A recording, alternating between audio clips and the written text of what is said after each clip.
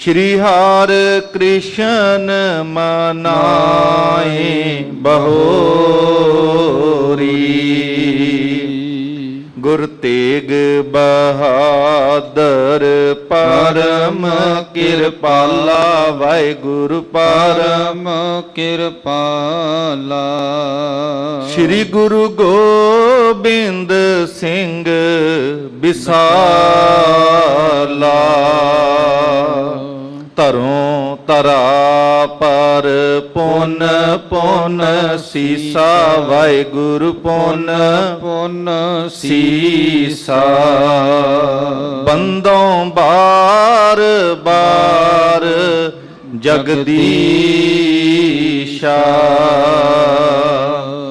जिसमें अमृत ज्ञान है माणक भगत वैराग। श्री गुरु ग्रंथ साहिब उदद बंदों कर अनुराग। श्री गुर शब्द कमाए पुन जीते पंच विकार। तिन संतन को बंदना सिर चरणन पर तार। एक अंकारा सतगुरु ते प्रसाद सत होए। वाहिगुरु जी की फतेह बिघन बिनासन सोए। वाहिगुरु जी की फतेह बिघन बिनासन सोए। सतनाम श्री वाहिगुरु साहिब जी दोहरा। इस कृत को कर सतगुरु निशा भई पुन आए। गृह प्रवेश भोजन करियो बैठ प्रियंक सुहाए। इस कृत को कर सतगुरु वाहिगुरु जी का खालसा वाहिगुरु जी की फतेह। चवर छतर तख्त दे मालक समुची मनुखता सर्व कायनात दे रहबर। दसां ही पातशाहियां दी जोत शब्द ब्रह्म शब्दा अवतार सतगुरु। धन धन धन श्री गुरु ग्रंथ ਸਾਹਿਬ महाराज सच्चे पातशाह जी दी मुबारक गोद दे विच शहीदां दे सरताज बाणी के बोहित धन धन श्री गुरु अर्जन देव जी महाराज सतगुरां दी बख्शिश नाल निवाजी पावन पवित्र धरती पावन गुर अस्थान गुरद्वारा मंजी साहिब दीवान हाल विखे धन धन श्री गुरु रामदास पातशाह महाराज जी दे पावन सचखंड दरबार सचखंड श्री हरमंदर साहिब दीआं हाजरियां भर के अते गुरद्वारा मंजी साहिब दीवान हाल विखे दिन दे चौथे पहर दे सजे हुए दीवानां दी हाजरी भर के आप सारी संगत बड़े प्यार दे नाल गुरबाणी दा रस भिन्ना कीर्तन सरवण कर रहे सो साध संगत हुण समा है पावन गुर इतिहास दी लड़ीवार कथा विचार नाल जुड़न दा। जो पावन गुर इतिहास दा प्रसंग शहीदां दे सरताज पंजवें पातशाह बाणी के बोहित सचखंड श्री हरमंदर साहिब दे उसरइये धरन गगन नव खंड में जोत स्वरूपी रहियो भार। भन मथुरा कछ भेद नहीं गुर अर्जन पर तख हर। ऐसे महान सतगुरां दे पावन जीवन इतिहास विचों आप जी प्रसंग सरवण कर रहे सो कि किवें सतगुर पातशाह महाराज श्री अंम੍ਰਿਤਸਰ ਸਾਹਿਬ ਦੀ इस पावन धरती ते जदों गुरद्वारा कोठा साहिब वाले अस्थान ते संगतां तो इलावा केवल बाबा बुढ़ा साहिब भाई गुरदास जी ते श्री गुरु हरगोबिंद साहिब महाराज उन्हां नूं कोल बुला के किवें छेवें पातशाह के रूप में श्री गुरु हरगोबिंद साहिब महाराज जी नूं गुरता गद्दी ते विराजमान करदे जिथे प्रसंग आप जी ने कल दे दीवान विच सरवण करे हन। इस तो अगले प्रसंग सरवण करन तो पहला बेनती है कि अज दा इतिहासक दिहाड़ा जिथे समुच्चा ही संसार बड़ी शरधा ते सत्कार दे नाल ਧੰਨ ਧੰਨ ਸ੍ਰੀ ਗੁਰੂ ਗ੍ਰੰਥ ਸਾਹਿਬ ਮਹਾਰਾਜ ਜੀ ਦਾ ਪਾਵਨ ਸੰਪੂਰਨਤਾ ਦਿਵਸ ਬੜੀ ਸ਼ਰਧਾ ਸਤਿਕਾਰ ਦੇ ਨਾਲ ਮਨਾ ਰਿਹਾ ਹੈ। ਜਦੋਂ ਇਹ ਸ਼ਬਦ ਸੰਪੂਰਨਤਾ ਸਾਹਮਣੇ ਆਉਂਦਾ ਹੈ, ਕਈ ਵਾਰ ਧਿਆਨ ਜਾਂਦਾ ਹੈ ਕਿ ਸ਼ਾਇਦ ਇਸ ਸੰਪੂਰਨਤਾ ਦਾ ਸੰਬੰਧ ਗੁਰਦੁਆਰਾ ਰਾਮਸਰ ਸਾਹਿਬ ਦੇ ਨਾਲ ਹੈ, ਪਰ ਨਹੀਂ। ਸਾਧ ਸੰਗਤ, ਇਤਿਹਾਸ ਦੇ ਵਿੱਚੋਂ ਜਦੋਂ ਇਸ ਤਰੀਕ ਦਾ ਸੰਬੰਧ ਆਵੇ, ਜਦੋਂ ਇਸ ਦਿਹਾੜੇ ਨੂੰ ਮਨਾਇਆ ਜਾਵੇ, ਤੇ ਸ੍ਰੀ ਗੁਰੂ ਗ੍ਰੰਥ ਸਾਹਿਬ ਜੀ ਦੇ ਸੰਪੂਰਨਤਾ ਦਿਵਸ ਦਾ ਸੰਬੰਧ ਤਖਤ ਸ੍ਰੀ ਦਮਦਮਾ ਸਾਹਿਬ ਸਾਬੋ ਕੀ ਤਲਵੰਡੀ ਦੇ ਪਾਵਨ ਪਵਿੱਤਰ ਅਸਥਾਨ ਦੇ ਨਾਲ ਜੁੜਿਆ ਹੋਇਆ ਹੈ, ਜਿੱਥੇ ਦਸ਼ਮੇਸ਼ ਪਿਤਾ ਧੰਨ ਧੰਨ ਸ੍ਰੀ ਗੁਰੂ ਗੋਬਿੰਦ ਸਿੰਘ ਮਹਾਰਾਜ ਜੀ ਨੇ ਅੱਜ ਦੇ ਦਿਨ ਸ੍ਰੀ ਗੁਰੂ ਗ੍ਰੰਥ ਸਾਹਿਬ ਮਹਾਰਾਜ ਜੀ ਦੀ ਪਾਵਨ ਬੀੜ ਦੀ ਸੰਪੂਰਨਤਾ ਬਖਸ਼ਿਸ਼ ਕੀਤੀ ਸੀ। 3 ਦਿਹਾੜੇ ਵਿਸ਼ੇਸ਼ ਤੌਰ ਤੇ ਧੰਨ ਸ੍ਰੀ ਗੁਰੂ ਗ੍ਰੰਥ ਸਾਹਿਬ ਜੀ ਮਹਾਰਾਜ ਨਾਲ ਸੰਬੰਧਿਤ ਅਸੀਂ ਸਾਰੇ ਮਨਾਉਂਦੇ ਹਾਂ। ਪਹਿਲੇ ਨੰਬਰ ਤੇ ਸ੍ਰੀ ਗੁਰੂ ਗ੍ਰੰਥ ਸਾਹਿਬ ਮਹਾਰਾਜ ਜੀ ਦਾ ਪਹਿਲਾ ਪ੍ਰਕਾਸ਼ ਗੁਰਪੁਰਬ, ਜੋ ਸੱਚਖੰਡ ਸ੍ਰੀ ਹਰਿਮੰਦਰ ਸਾਹਿਬ ਦਰਬਾਰ ਸਾਹਿਬ ਦੇ ਅੰਦਰ ਪਹਿਲਾ ਪ੍ਰਕਾਸ਼ ਸਨ 1604 ਦੇ ਵਿੱਚ ਧੰਨ ਧੰਨ ਸ੍ਰੀ ਗੁਰੂ ਅਰਜਨ ਦੇਵ ਜੀ ਮਹਾਰਾਜ ਜੀ ਨੇ ਕੀਤਾ ਸੀ, ਅਤੇ ਬਾਬਾ ਬੁੱਢਾ ਸਾਹਿਬ ਜੀ ਨੂੰ ਸਤਿਗੁਰੂ ਸ੍ਰੀ ਗੁਰੂ ਗ੍ਰੰਥ ਸਾਹਿਬ ਜੀ ਦੀ ਤਾਬਿਆ ਆਦ ਸ੍ਰੀ ਗੁਰੂ ਗ੍ਰੰਥ ਸਾਹਿਬ ਮਹਾਰਾਜ ਜੀ ਦੀ ਤਾਬਿਆ ਬਿਠਾ ਕਰਕੇ ਪਹਿਲਾ ਗ੍ਰੰਥੀ ਸਾਹਿਬ ਦਾ ਸਥਾਪਨਾ ਵੀ ਉਸ ਦਿਨ ਕੀਤਾ, ਅਤੇ ਨਾਲ ਸ੍ਰੀ ਗੁਰੂ ਗ੍ਰੰਥ ਸਾਹਿਬ ਜੀ ਦਾ ਪਹਿਲਾ ਪ੍ਰਕਾਸ਼ ਕੀਤਾ ਸੀ। ਇਹ ਪਹਿਲਾ ਪ੍ਰਕਾਸ਼ ਦਿਹਾੜਾ ਜਿੱਥੇ ਸਮੁੱਚਾ ਸੰਸਾਰ ਮਨਾਉਂਦਾ ਹੈ।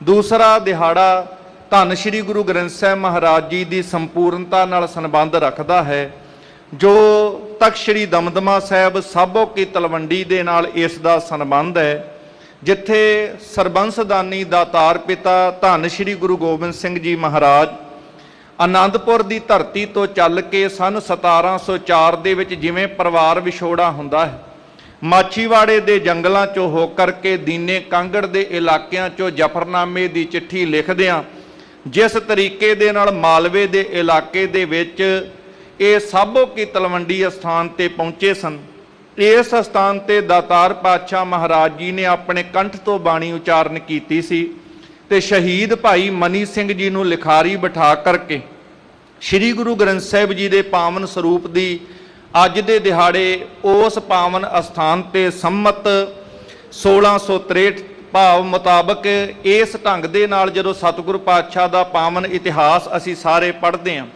ਜਿੱਥੇ 1661 ਦਾ ਸੰਬੰਧ ਪਹਿਲੇ ਪ੍ਰਕਾਸ਼ ਪੁਰਬ ਦੇ ਨਾਲ ਹੋਇਆ ਕਰਦਾ ਹੈ, ਇਸੇ ਤਰੀਕੇ ਦੇ ਨਾਲ ਸਨ 1706 ਦੇ ਕਰੀਬ ਸਤਿਗੁਰੂ ਪਾਤਸ਼ਾਹ ਮਹਾਰਾਜ ਜੀ ਨੇ ਅੱਜ ਦੇ ਦਿਹਾੜੇ ਉਸ ਪਾਵਨ ਅਸਥਾਨ ਦੇ ਉੱਪਰ ਸੰਮਤ 1762-63 ਇਸ ਹਿਸਾਬ ਦੇ ਨਾਲ ਬਣ ਜਾਂਦਾ ਹੈ, ਜੋ ਸਤਿਗੁਰੂ ਪਾਤਸ਼ਾਹ ਮਹਾਰਾਜ ਜੀ ਨੇ ਤਖਤ ਸ੍ਰੀ ਦਮਦਮਾ ਸਾਹਿਬ ਦੇ ਅਸਥਾਨ ਤੇ ਦਸ਼ਮੇਸ਼ ਪਿਤਾ ਜੀ ਨੇ ਸ੍ਰੀ ਗੁਰੂ ਗ੍ਰੰਥ ਸਾਹਿਬ ਮਹਾਰਾਜ ਜੀ ਨੂੰ ਸੰਪੂਰਨਤਾ ਬਖਸ਼ਿਸ਼ ਕੀਤੀ, ਜਿੱਥੇ ਪਹਿਲੇ ਆਦ ਸ੍ਰੀ ਗੁਰੂ ਗ੍ਰੰਥ ਸਾਹਿਬ ਜੀ ਦੀ ਪਾਵਨ ਬੀੜ ਦੇ ਅੰਦਰ 30 ਰਾਗਾਂ ਦੇ ਵਿੱਚ 5 ਪਾਤਸ਼ਾਹੀਆਂ ਦੀ ਬਾਣੀ ਸੀ, ਜਿਹਦੇ ਵਿੱਚ ਪਹਿਲੇ ਪਾਤਸ਼ਾਹ, ਦੂਜੇ ਪਾਤਸ਼ਾਹ, ਤੀਜੇ ਪਾਤਸ਼ਾਹ, ਚੌਥੇ ਪਾਤਸ਼ਾਹ ਤੇ ਪੰਜਵੇਂ ਪਾਤਸ਼ਾਹ। ਇਸ ਤੋਂ ਉਪਰੰਤ 15 ਭਗਤ ਸਾਹਿਬਾਨ ਦੀ ਬਾਣੀ, 11 ਭੱਟ ਸਾਹਿਬਾਨ ਦੀ ਬਾਣੀ, ਗੁਰਸਿੱਖਾਂ ਦੀ ਬਾਣੀ ਜਿਹਦੇ ਵਿੱਚ ਦਰਜ ਸੀ।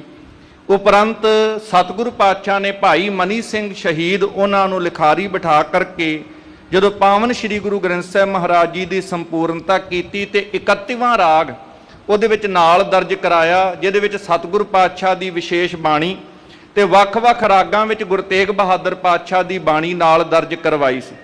ਇਸ ਤਰੀਕੇ ਨਾਲ ਤਖਤ ਸ੍ਰੀ ਦਮਦਮਾ ਸਾਹਿਬ ਦੇ ਅਸਥਾਨ ਤੇ ਅੱਜ ਦੇ ਦਿਹਾੜੇ ਜੋ ਪਾਵਨ ਸ੍ਰੀ ਗੁਰੂ ਗ੍ਰੰਥ ਸਾਹਿਬ ਜੀ ਨੂੰ ਅਸੀਂ ਨਤਮਸਤਕ ਹੁੰਨੇ ਆ, ਤੇ ਸਨ 1708 ਵਿੱਚ ਜਿਸ ਪਾਵਨ ਸ੍ਰੀ ਗੁਰੂ ਗ੍ਰੰਥ ਸਾਹਿਬ ਜੀ ਨੂੰ ਸਤਿਗੁਰਾਂ ਨੇ ਗੁਰਤਾ ਗੱਦੀ ਬਖਸ਼ਿਸ਼ ਕਰਕੇ ਬਚਨ ਕਹਿ ਸੀ, ਆਗਿਆ ਭਈ ਅਕਾਲ ਕੀ ਤਬੈ ਚਲਾਇਓ ਪੰਥ, ਸਭ ਸਿੱਖਨ ਕੋ ਹੁਕਮ ਹੈ ਗੁਰੂ ਮਾਨਿਓ ਗ੍ਰੰਥ। ਸੋ ਉਸ ਪਾਵਨ ਅਸਥਾਨ ਤੇ ਆਪ ਜੀ ਜਾ ਕਰਕੇ ਜਿੱਥੇ ਤਖਤ ਸ੍ਰੀ ਹਜੂਰ ਸਾਹਿਬ ਦੀਦਾਰ ਕਰਦੇ ਹੋ, ਉਸ ਅਸਥਾਨ ਤੇ ਗੁਰਤਾ ਗੱਦੀ ਬਖਸ਼ਿਸ਼ ਕੀਤੀ, ਉਹ ਪਾਵਨ ਬੀੜ ਨੂੰ ਦਮਦਮੀ ਬੀੜ ਕਿਹਾ ਜਾਂਦਾ। ਇਹ ਦਮਦਮਾ ਸਾਹਿਬ ਦੇ ਅਸਥਾਨ ਤੇ ਅੱਜ ਦੇ ਦਿਹਾੜੇ ਦਾਤਾਰ ਜੀ ਨੇ ਸੰਪੂਰਨਤਾ ਬਖਸ਼ਿਸ਼ ਕੀਤੀ ਸੀ। ਇਹ ਇਤਿਹਾਸ ਸਵੇਰ ਦੇ ਦੀਵਾਨਾਂ ਵਿੱਚ ਵੀ ਆਪ ਜੀ ਨੇ ਸਰਵਣ ਕੀਤਾ ਹੈ। ਖੈਰ ਰਹੋ ਵਿਚਾਰ, ਅੱਜ ਲੜੀਵਾਰ ਪਾਵਨ ਗੁਰ ਇਤਿਹਾਸ ਦੇ ਨਾਲ ਅੱਗੇ ਸਾਂਝ ਪਾਉਣ ਦਾ ਯਤਨ ਕਰੀਏ ਕਿ ਕਿਵੇਂ ਦਾਤਾਰ ਪਾਤਸ਼ਾਹ ਮਹਾਰਾਜ ਧੰਨ ਸ੍ਰੀ ਗੁਰੂ ਅਰਜਨ ਸਾਹਿਬ ਮਹਾਰਾਜ ਜੀ ਗੁਰਦੁਆਰਾ ਕੋਠਾ ਸਾਹਿਬ ਜੋ ਸ੍ਰੀ ਅਕਾਲ ਤਖਤ ਸਾਹਿਬ ਦੇ ਅੰਦਰ ਸ੍ਰੀ ਗੁਰੂ ਗ੍ਰੰਥ ਸਾਹਿਬ ਜੀ ਦੇ ਸੁਖਾਸਨ ਦਾ ਸਥਾਨ ਹੈ, ਉਸ ਸਥਾਨ ਤੇ ਮਰਿਆਦਾ ਦੇ ਮੁਤਾਬਕ ਸ੍ਰੀ ਹਰਗੋਬਿੰਦ ਸਾਹਿਬ ਜੀ ਨੂੰ ਗੁਰਤਾ ਗੱਦੀ ਬਖਸ਼ਿਸ਼ ਕਰਦੇ ਹੈ। 5 ਪੈਸੇ ਤੇ ਨਾਰੀਅਲ ਰੱਖ ਕੇ ਪਰਿਕਰਮਾ ਕਰਕੇ ਸੀਸ ਝੁਕਾਉਂਦੇ ਹੈ। ਉਪਰੰਤ ਬਾਬਾ ਬੁੱਢਾ ਸਾਹਿਬ ਜੀ ਗੁਰਮਤਿ ਮਰਿਆਦਾ ਦੇ ਅਨੁਸਾਰ ਸਾਰੀ ਕਾਰ ਵਿਧੀ ਜਿਹੜੀ ਹੈ ਨਿਭਾਉਂਦੇ ਨੇ, ਗੁਰਤਾ ਗੱਦੀ ਦਾ ਤਿਲਕ ਦੇਣਾ ਕਰਦੇ ਹੈ। ਭਾਵੇਂ ਬਾਬਾ ਬੁੱਢਾ ਸਾਹਿਬ ਤੇ ਭਾਈ ਗੁਰਦਾਸ ਜੀ ਨੇ ਇਹ ਬਚਨ ਵੀ ਕਹੇ ਸੀ ਕਿ ਦਾਤਾ ਜੀ ਕਿ ਆਪ ਜੀ ਇਸ ਸਰੀਰਕ ਜਾਮੇ ਦੇ ਵਿੱਚ ਵਿਚਰਦਿਆਂ ਹੋਰ ਵੀ ਸੰਗਤਾਂ ਦਾ ਕਲਿਆਣ ਕਰੋ, ਪਰ ਧੰਨ ਗੁਰੂ ਅਰਜਨ ਸਾਹਿਬ ਪਾਤਸ਼ਾਹ ਕਹਿਣ ਲੱਗੇ ਭਾਈ ਹੁਣ ਇਹ ਸਰੀਰ ਸਾਡਾ ਤਿਆਗਣ ਦਾ ਸਮਾਂ ਆ ਗਿਆ ਹੈ। ਮੁਗਲਾਂ ਦੇ ਕੋਲ ਜਿਹੜੀ ਇਹ ਜ਼ਾਲਮਾਂ ਦੇ ਕੋਲ ਜਿਹੜੀ ਤਾਕਤ ਹੈ, ਰਾਜ ਭਾਗ ਹੈ, ਇਸੇ ਤਰੀਕੇ ਦੇ ਨਾਲ ਇਹ ਸਰੀਰ ਰੂਪੀ ਠੀਕਰਾ ਉਹਨਾਂ ਦੇ ਸਿਰ ਭੰਨ ਕਰਕੇ ਇਸ ਸ਼ਹਾਦਤ ਦਿੱਤਿਆਂ ਹੀ ਉਸ ਜ਼ੁਲਮ ਦੀ ਰਾਜ ਦੀ ਜੜ ਪੁੱਟੀ ਜਾ ਸਕਦੀ ਹੈ। ਇਸ ਤਰ੍ਹਾਂ ਸਤਿਗੁਰ ਪਾਤਸ਼ਾਹ ਮਹਾਰਾਜ ਜੀ ਨੇ ਜਿੱਥੇ ਬਾਬਾ ਬੁੱਢਾ ਸਾਹਿਬ ਜੀ ਦੇ ਨਾਲ ਪਿਆਰ ਨਾਲ ਬਚਨ ਕੀਤੇ, ਭਾਈ ਗੁਰਦਾਸ ਜੀ ਦੇ ਨਾਲ ਬਚਨ ਕੀਤੇ, ਸ੍ਰੀ ਗੁਰੂ ਹਰਗੋਬਿੰਦ ਸਾਹਿਬ ਜੀ ਨੂੰ ਗੁਰਮਤਿ ਦੀ ਮਰਿਆਦਾ ਵਿੱਚ ਰਹਿਣ ਦੀ ਸਿੱਖਿਆ ਸਮਝਾਉਂਦਿਆਂ ਹੋਇਆਂ ਸਾਨੂੰ ਵੀ ਸਾਰਿਆਂ ਨੂੰ ਦ੍ਰਿੜ ਕਰਾਇਆ ਕਿ ਕਿਵੇਂ ਅੰਮ੍ਰਿਤ ਵੇਲੇ ਦੀ ਸੰਭਾਲ ਕਰਨੀ ਹੈ, ਗੁਰਸਿੱਖਾਂ ਦਾ ਸਤਿਕਾਰ ਕਰਨਾ ਹੈ। ਇਹ ਸਾਰੇ ਬਚਨ ਯੋਗ ਢੰਗ ਦੇ ਨਾਲ ਸਮਝਾ ਕਰਕੇ ਇਹ ਬਾਬਾ ਬੁੱਢਾ ਸਾਹਿਬ ਭਾਈ ਗੁਰਦਾਸ ਜੀ ਦੇ ਸਨਮੁਖ ਇਹ ਗੁਰਤਾ ਗੱਦੀ ਦੀ ਰਸਮ ਅਦਾ ਕੀਤੀ ਹੈ। ਇਸ ਤੋਂ ਉਪਰੰਤ ਸਤਿਗੁਰ ਪਾਤਸ਼ਾਹ ਮਹਾਰਾਜ ਇਹ ਸਾਰੀ ਮਰਿਆਦਾ ਨਿਭਾਉਂਦੇ ਹੈ। ਧੰਨ ਸ਼੍ਰੀ ਹਰਗੋਬਿੰਦ ਸਾਹਿਬ ਮਹਾਰਾਜ ਹੁਣ ਗੁਰਤਾ ਗੱਦੀ ਤੇ ਬਿਰਾਜਮਾਨ ਹੋਏ ਨੇ, ਭਾਵ ਇਹ ਰਸਮਨ ਤੌਰ ਤੇ ਸਤਿਗੁਰੂ ਜੀ ਐਲਾਨ ਕਰ ਗਏ ਨੇ ਕਿ ਇਸ ਤੋਂ ਬਾਅਦ ਵਿੱਚ ਸੰਗਤਾਂ ਦੇ ਵਿੱਚ ਸਾਰੇ ਪਾਸੇ ਤੁਸੀਂ ਇਸ ਗੱਲ ਦੇ ਬਾਰੇ ਪ੍ਰਚਾਰ ਕਰਨਾ ਹੈ। ਬਾਬਾ ਬੁੱਢਾ ਜੀ, ਭਾਈ ਗੁਰਦਾਸ ਜੀ ਆਦਿਕ ਸਿੱਖਾਂ ਨੂੰ ਦੱਸ ਗਏ ਕਿ ਵੱਡਾ ਸਮਾਗਮ ਕਰਕੇ ਇਸ ਬਾਰੇ ਸੰਗਤਾਂ ਨੂੰ ਬਾਅਦ ਵਿੱਚ ਜਾਣੂ ਵੀ ਕਰਾਉਣਾ ਹੈ। ਮੀਰੀ ਤੇ ਪੀਰੀ ਦੇ ਮਾਲਕ ਬਣ ਕੇ ਛੇਵੇਂ ਪਾਤਸ਼ਾਹ ਨੂੰ ਕਹਿੰਦੇ ਤੁਸਾਂ ਬੈਠਣਾ ਹੈ, ਸ਼ਸਤਰ ਧਾਰਨ ਕਰਨੇ ਨੇ, ਭਗਤੀ ਤੇ ਸ਼ਕਤੀ ਦਾ ਸੁਮੇਲ ਬਣ ਕੇ ਕਿਸ ਰੂਪ ਵਿੱਚ ਚੱਲਣਾ ਹੈ। ਇਹ ਸਾਰੀ ਸਤਿਗੁਰ ਪਾਤਸ਼ਾਹ ਮਹਾਰਾਜ ਜੀ ਨੇ ਸਿੱਖਿਆ ਦ੍ਰਿੜ ਕਰਾਈ ਸੀ, ਜਿਹਨੂੰ ਸੁਣ ਕਰਕੇ ਸ੍ਰੀ ਗੁਰੂ ਹਰਗੋਬਿੰਦ ਸਾਹਿਬ ਮਹਾਰਾਜ ਜੀ ਨੇ ਨਿਮਰਤਾ ਨਾਲ ਸੀਸ ਝੁਕਾਇਆ ਹੈ। ਸਤਿਗੁਰਾਂ ਦਾ ਹੁਕਮ ਬੜੇ ਪਿਆਰ ਨਾਲ ਮੰਨਦੇ ਹੈ, ਪਰ ਨਾਲ ਹੀ ਨੇਤਰ ਵੀ ਉਹਨਾਂ ਦੇ ਸਤਿਗੁਰੂ ਪਾਤਸ਼ਾਹ ਜੀ ਦੇ ਪ੍ਰੇਮ ਵਿਛੋੜੇ ਕਰਕੇ ਸੇਜਲ ਵੀ ਹੋ ਜਾਂਦੇ ਹਨ। ਇੱਧਰ ਸਤਿਗੁਰੂ ਪਾਤਸ਼ਾਹ ਮਹਾਰਾਜ ਰਾਤ ਦੇ ਸਮੇਂ ਜਿਵੇਂ ਆਪਣੇ ਮਹਿਲਾਂ ਦੇ ਵਿੱਚ ਮਾਤਾ ਗੰਗਾ ਜੀ ਦੇ ਕੋਲ ਪਹੁੰਚਦੇ ਹਨ, ਕਿਵੇਂ ਫਿਰ ਉੱਥੇ ਗੱਲਬਾਤ ਹੁੰਦੀ ਹੈ ਤੇ ਅੱਗੇ ਲਾਹੌਰ ਜਾਣ ਦੀ ਚਰਚਾ ਸਤਿਗੁਰੂ ਕਰਦੇ ਹੈ। ਉਹ ਪ੍ਰਸੰਗ ਅੱਗੇ ਸਰਵਣ ਕਰਨ ਤੋਂ ਪਹਿਲਾਂ ਮਨ ਬਿਰਤੀਆਂ ਗੁਰੂ ਕੇ ਚਰਨਾਂ ਵਿੱਚ ਟਿਕਾਈਏ ਤੇ ਸਾਰੇ ਪਿਆਰ ਦੇ ਨਾਲ ਰਸਨਾ ਤੋਂ ਉਚਾਰਨ ਕਰੋ ਜੀ। ਸਤਨਾਮ ਸ਼੍ਰੀ ਵਾਹਿਗੁਰੂ ਸਾਹਿਬ ਜੀ। ਸਤਨਾਮ ਸ੍ਰੀ ਵਾਹਿਗੁਰੂ ਸਾਹਿਬ ਜੀ। ਦੋਹਰਾ ਇਸ ਕ੍ਰਿਤ ਕੋ ਕਰ ਸਤਿਗੁਰੂ ਨਿਸਾ ਭਈ ਪੁਨ ਆਏ। ਇਸ ਤਰੀਕੇ ਨਾਲ ਛੇਵੇਂ ਪਾਤਸ਼ਾਹ ਨੂੰ ਗੁਰਤਾ ਗੱਦੀ ਦੀ ਇਹ ਸੌਂਪਣਾ ਕਰਕੇ ਮਰਿਆਦਾ ਨਿਭਾ ਕੇ ਸਤਿਗੁਰੂ ਪਾਤਸ਼ਾਹ ਮਹਾਰਾਜ ਰਾਤ ਦੇ ਸਮੇਂ ਆਪਣੇ ਮਹਿਲਾਂ ਦੇ ਵਿੱਚ ਆ ਜਾਂਦੇ ਹਨ। ਗ੍ਰਹਿ ਪ੍ਰਵੇਸ਼ ਭੋਜਨ ਕਰਿਓ ਬੈਠ ਪ੍ਰਿਅੰਕ ਸੁਹਾਏ। ਆਪਣੇ ਮਹਿਲਾਂ ਦੇ ਵਿੱਚ ਆ ਕੇ ਧੰਨ ਗੁਰੂ ਅਰਜਨ ਸਾਹਿਬ ਪਾਤਸ਼ਾਹ ਜੀ ਨੇ ਪਿਆਰ ਦੇ ਨਾਲ ਭੋਜਨ ਪ੍ਰਸ਼ਾਦਾ ਛਕਿਆ ਹੈ ਤੇ ਸੋਹਣੇ ਪਲੰਗ ਦੇ ਉੱਪਰ ਆ ਕੇ ਬਿਰਾਜਮਾਨ ਹੋ ਜਾਂਦੇ ਨੇ, ਜਿਹੜਾ ਪਲੰਗ ਸਤਿਗੁਰੂ ਦੀ ਬਖਸ਼ਿਸ਼ ਦੇ ਨਾਲ ਪਲੰਗ ਸਾਹਿਬ ਹੋਣ ਦਾ ਮਾਣ ਪ੍ਰਾਪਤ ਕਰਦਾ ਹੈ। ਚਾਉ ਪਈ ਸਾਧਵੀ ਸ਼੍ਰੀ ਗੰਗਾ ਚਲ ਆਈ। ਬਹੁਤ ਹੀ ਨੇਕ ਸੁਭਾਅ ਵਾਲੇ ਪਤੀਵਰਤ ਇਸਤਰੀ ਧੰਨ ਧੰਨ ਮਾਤਾ ਗੰਗਾ ਜੀ ਗੁਰੂ ਕੇ ਮਹਿਲ ਉਹ ਬੜੇ ਸਤਿਕਾਰ ਸਹਿਤ ਸਤਿਗੁਰਾਂ ਦੇ ਕੋਲ ਚੱਲ ਕੇ ਪਹੁੰਚਦੇ ਹਨ। ਬੈਠੀ ਨਿਕਟ ਦੇਖ ਸੁਖ ਪਾਈ। ਸਤਿਗੁਰਾਂ ਦੇ ਕੋਲ ਆ ਕਰਕੇ ਉਹ ਬੈਠਦੇ ਨੇ ਤੇ ਸਤਿਗੁਰਾਂ ਦਾ ਸੁੰਦਰ ਸਰੂਪ ਦਰਸ਼ਨ ਕਰਕੇ ਬੜਾ ਸੁਖ ਮਹਿਸੂਸ ਕਰਦੇ ਹਨ। ਸ਼੍ਰੀ ਅਰਜਨ ਸਭ ਬਾਤ ਬਖਾਨੀ। ਧੰਨ ਗੁਰੂ ਅਰਜਨ ਸਾਹਿਬ ਪਾਤਸ਼ਾਹ ਮਹਾਰਾਜ ਸਤਿਕਾਰ ਨਾਲ ਆਪਣੇ ਮਹਿਲਾਂ ਨੂੰ ਮਾਤਾ ਗੰਗਾ ਜੀ ਨੂੰ ਇਸ ਤਰੀਕੇ ਨਾਲ ਪਿਆਰ ਨਾਲ ਅੱਗੇ ਸਮਝਾਉਂਦੇ ਹਨ। ਸੁਨੋ ਆਰਜੇ ਭਾਗ ਮਹਾਨੀ। ਕਹਿਣ ਲੱਗੇ ਬੜੇ ਪਿਆਰ ਦੇ ਨਾਲ ਕਿ ਹੇ ਸ੍ਰੇਸ਼ਠੇ, ਭਾਵ ਵੱਡੇ ਭਾਗਾਂ ਵਾਲੇ ਮਾਤਾ ਗੰਗਾ ਜੀ ਨੂੰ ਇਹ ਸੰਬੋਧਨ ਕਰਦੇ ਨੇ ਕਿ ਹੇ ਸ੍ਰੇਸ਼ਠੇ ਵੱਡੇ ਭਾਗਾਂ ਵਾਲੀਏ। ਲਵਪੁਰ ਕੋ ਹਮ ਕਰੇ ਪਿਆਨਾ। ਕਿ ਸਾਡਾ ਜਿਹੜਾ ਹੁਣ ਸਮਾਂ ਹੈ ਉਹ ਇਸ ਤਰ੍ਹਾਂ ਦਾ ਹੈ ਕਿ ਅਸੀਂ ਲਾਹੌਰ ਜਾਣਾ ਹੈ ਤੇ ਹੁਣ ਲਾਹੌਰ ਜਾਣ ਦੀਆਂ ਸਾਡੀਆਂ ਤਿਆਰੀਆਂ ਹੋ ਚੁੱਕੀਆਂ ਹਨ ਹੋਤ ਪ੍ਰਾਤ ਨਿਸ਼ਚੈ ਹੋਏ ਜਾਨਾ। ਕਿ ਸਵੇਰ ਹੁੰਦਿਆਂ ਇਹ ਦ੍ਰਿੜ ਹੈ, ਨਿਸ਼ਚਾ ਧਾਰਨ ਕਰ ਲਿਆ ਹੈ ਕਿ ਸਵੇਰ ਦੇ ਸਮੇਂ ਅਸਾਂ ਨੇ ਲਾਹੌਰ ਵਾਲੇ ਪਾਸੇ ਨੂੰ ਪ੍ਰਸਥਾਨ ਕਰਨਾ ਹੈ। ਤਬ ਸੁਤ ਸਕਲ ਕਾਜ ਕੋ ਸਿਆਨਾ। ਅਜੇ ਮਾਤਾ ਜੀ ਨੂੰ ਸਾਰੀ ਗੱਲ ਦਾ ਪਤਾ ਨਹੀਂ ਹੈ। ਮਾਤਾ ਗੰਗਾ ਜੀ ਨੂੰ ਬੜੇ ਪਿਆਰ ਦੇ ਨਾਲ ਉਹਨਾਂ ਨੂੰ ਸਮਝਾਉਂਦੇ ਨੇ ਕਿ ਸਵੇਰੇ ਅਸਾਂ ਲਾਹੌਰ ਜਾਣਾ ਹੈ। ਤੁਹਾਡਾ ਪੁੱਤਰ ਧੰਨ ਧੰਨ ਸ੍ਰੀ ਗੁਰੂ ਹਰਗੋਬਿੰਦ ਸਾਹਿਬ ਮਹਾਰਾਜ ਬਾਰੇ ਕਹਿ ਰਹੇ ਨੇ ਕਿ ਤੁਹਾਡਾ ਪੁੱਤਰ ਹਰ ਗੱਲ ਤੋਂ ਹਰ ਪੱਖ ਤੋਂ ਬਹੁਤ ਸੂਝਵਾਨ ਤੇ ਬੜਾ ਸਿਆਣਾ ਹੋ ਗਿਆ ਹੈ। ਧਰਮ ਧੀਰ ਤਰ ਧਰਨ ਸਮਾਨਾ। ਜਿਹਦਾ ਜੀਵਨ ਏਡਾ ਸ੍ਰੇਸ਼ਟ ਤੇ ਉੱਚਾ ਹੈ, ਜਿਹੜਾ ਧੀਰਜ ਉਹਨੇ ਧਰਤੀ ਦਾ ਜਿਵੇਂ ਸੁਭਾਅ ਹੈ, ਜਿਉਂ ਬਸੁਦਾ ਕੋ ਖੋਦੈ ਕੋ ਚੰਦਨ ਲੇਪ। ਇਹ ਧਰਤੀ ਦਾ ਸੁਭਾਅ ਬ੍ਰਹਮ ਗਿਆਨੀ ਕਹਿ ਧੀਰਜ ਏਕ ਜਿਉਂ ਬਸੁਦਾ ਕੋ ਖੋਦੈ ਕੋ ਚੰਦਨ ਲੇਪ। ਜਿਵੇਂ ਬ੍ਰਹਮ ਗਿਆਨੀ ਦੀ ਗੱਲ ਸਤਿਗੁਰਾਂ ਨੇ ਸੁਖਮਨੀ ਸਾਹਿਬ ਦੀ ਬਾਣੀ ਵਿੱਚ ਬਿਆਨ ਕਰਦਿਆਂ ਉਹ ਪੰਜ ਤੱਤਾਂ ਦੇ ਸੁਭਾਅ ਵਿੱਚੋਂ ਇੱਕ ਤੱਤ ਧਰਤੀ ਰੂਪੀ ਤੱਤ ਦੀ ਗੱਲ ਕੀਤੀ ਹੈ ਕਿ ਧਰਤੀ ਦਾ ਸੁਭਾਅ ਹੁੰਦਾ ਹੈ ਕਿ ਧਰਤੀ ਨੂੰ ਕੋਈ ਮਨੁੱਖ ਖੋਦਦਾ ਹੈ, ਕੋਈ ਕਹੀ ਲੈ ਕੇ ਖੋਦਦਾ ਹੈ, ਕੋਈ ਹੱਲ ਚਲਾਉਂਦਾ ਹੈ ਤੇ ਕੋਈ ਉਹਦੇ ਉੱਪਰ ਚੰਦਨ ਦਾ ਲੇਪ ਕਰਦਾ ਹੈ। ਧਰਤੀ ਸਾਰਿਆਂ ਨਾਲ ਇੱਕੋ ਜਿਹਾ ਵਿਵਹਾਰ ਕਰਦੀ ਹੈ, ਕਿਸੇ ਨਾਲ ਨਫ਼ਰਤ ਨਹੀਂ ਤੇ ਕਿਸੇ ਨਾਲ ਬਹੁਤਾ ਪਿਆਰ ਨਹੀਂ। ਧਰਤੀ ਸਾਰਿਆਂ ਦੀ ਪਾਲਣਾ ਕਰਦੀ ਹੈ, ਸਭ ਨਾਲ ਇੱਕ ਸਮਾਨ ਵਰਤੋਂ ਵਿਹਾਰ ਰੱਖਦੀ ਹੈ। ਕਹਿੰਦੇ ਇਸੇ ਤਰ੍ਹਾਂ ਜਿਹੜਾ ਧਰਤੀ ਦਾ ਸਾਰਿਆਂ ਨਾਲ ਇੱਕ ਸਮਾਨ ਵਰਤਣ ਵਾਲਾ ਵਿਵਹਾਰ ਹੈ, ਇਹੋ ਜਿਹਾ ਹੀ ਧੀਰਜ ਉਹਨਾਂ ਨੇ ਧਾਰਨ ਕਰਕੇ ਧਰਤੀ ਸਮਾਨ ਉਸ ਧਰਮ ਫਰਜ਼ ਦੇ ਅਨੁਸਾਰ ਆਪਣਾ ਜੀਵਨ ਧਾਰਨ ਕੀਤਾ ਹੋਇਆ ਹੈ। ਨਹੀਂ ਸਦੀਵ ਦੇ ਇਸ ਰਹਿ। ਬੜੇ ਪਿਆਰ ਦੇ ਨਾਲ ਸਤਿਗੁਰੂ ਗੁਰੂ ਅਰਜਨ ਸਾਹਿਬ ਮਹਾਰਾਜ ਕਹਿੰਦੇ ਨੇ ਕਿ ਇਹ ਜਿਹੜਾ ਸਰੀਰ ਹੈ, ਆਪਣੇ ਮਹਿਲਾਂ ਨੂੰ ਸਮਝਾ ਰਹੇ ਨੇ ਕਿ ਸਾਡਾ ਨਹੀਂ ਕੇਵਲ ਜਿਹੜਾ ਸਰੀਰ ਕਿਸੇ ਦਾ ਵੀ ਹੋਵੇ, ਇਹ ਸਰੀਰ ਹਮੇਸ਼ਾ ਸਦਾ ਕਾਇਮ ਰਹਿਣ ਵਾਲਾ ਨਹੀਂ ਹੈ। ਜਾਂ ਤੇ ਸੁਮਤ ਸਨੇਹ ਨਾ ਗਹਿ। ਇਸ ਕਰਕੇ ਸਿਆਣੇ ਮਨੁੱਖ ਇਹ ਸਰੀਰ ਦੇ ਨਾਲ ਕਦੀ ਵੀ ਮੋਹ ਨਹੀਂ ਕਰਦੇ ਹਨ, ਕਦੀ ਸਰੀਰ ਦੇ ਪ੍ਰੇਮ ਮੋਹ ਦੇ ਵਿੱਚ ਬੰਧਨ ਵਿੱਚ ਨਹੀਂ ਪੈਂਦੇ ਹਨ। ਜੋ ਉਪਜੈ ਸੋ ਬਿਨ ਸੰਹਾਰ। ਸੱਚਾਈ ਇਹੋ ਹੀ ਹੈ ਕਿ ਸੰਸਾਰ ਦੇ ਅੰਦਰ ਜੋ ਵੀ ਉਪਜਦਾ ਹੈ ਉਸਨੇ ਇੱਕ ਨਾ ਇੱਕ ਦਿਨ ਬਿਨਸ ਹੀ ਜਾਣਾ ਹੈ। ਜੋ ਉੱਚੋ ਸੋ ਗਿਰ ਨਿਹਾਰ। ਜਿਹੜਾ ਉੱਚਾ ਹੈ ਉਹਨੇ ਇੱਕ ਦਿਨ ਨੀਵਾਂ ਹੋ ਹੀ ਜਾਣਾ, ਉਸਨੇ ਡਿੱਗ ਪੈਣਾ ਹੈ। ਜਿਹੜਾ ਉਚਾਈ ਤੇ ਹੈ ਉਹ ਇੱਕ ਦਿਨ ਨੀਵੇਂ ਤਲ ਤੇ ਆ ਡਿੱਗੇਗਾ। ਜਿਹੜਾ ਪੈਦਾ ਹੋਇਆ ਹੈ ਉਸਨੇ ਤੇ ਬਿਨਸ ਹੀ ਜਾਣਾ ਹੈ।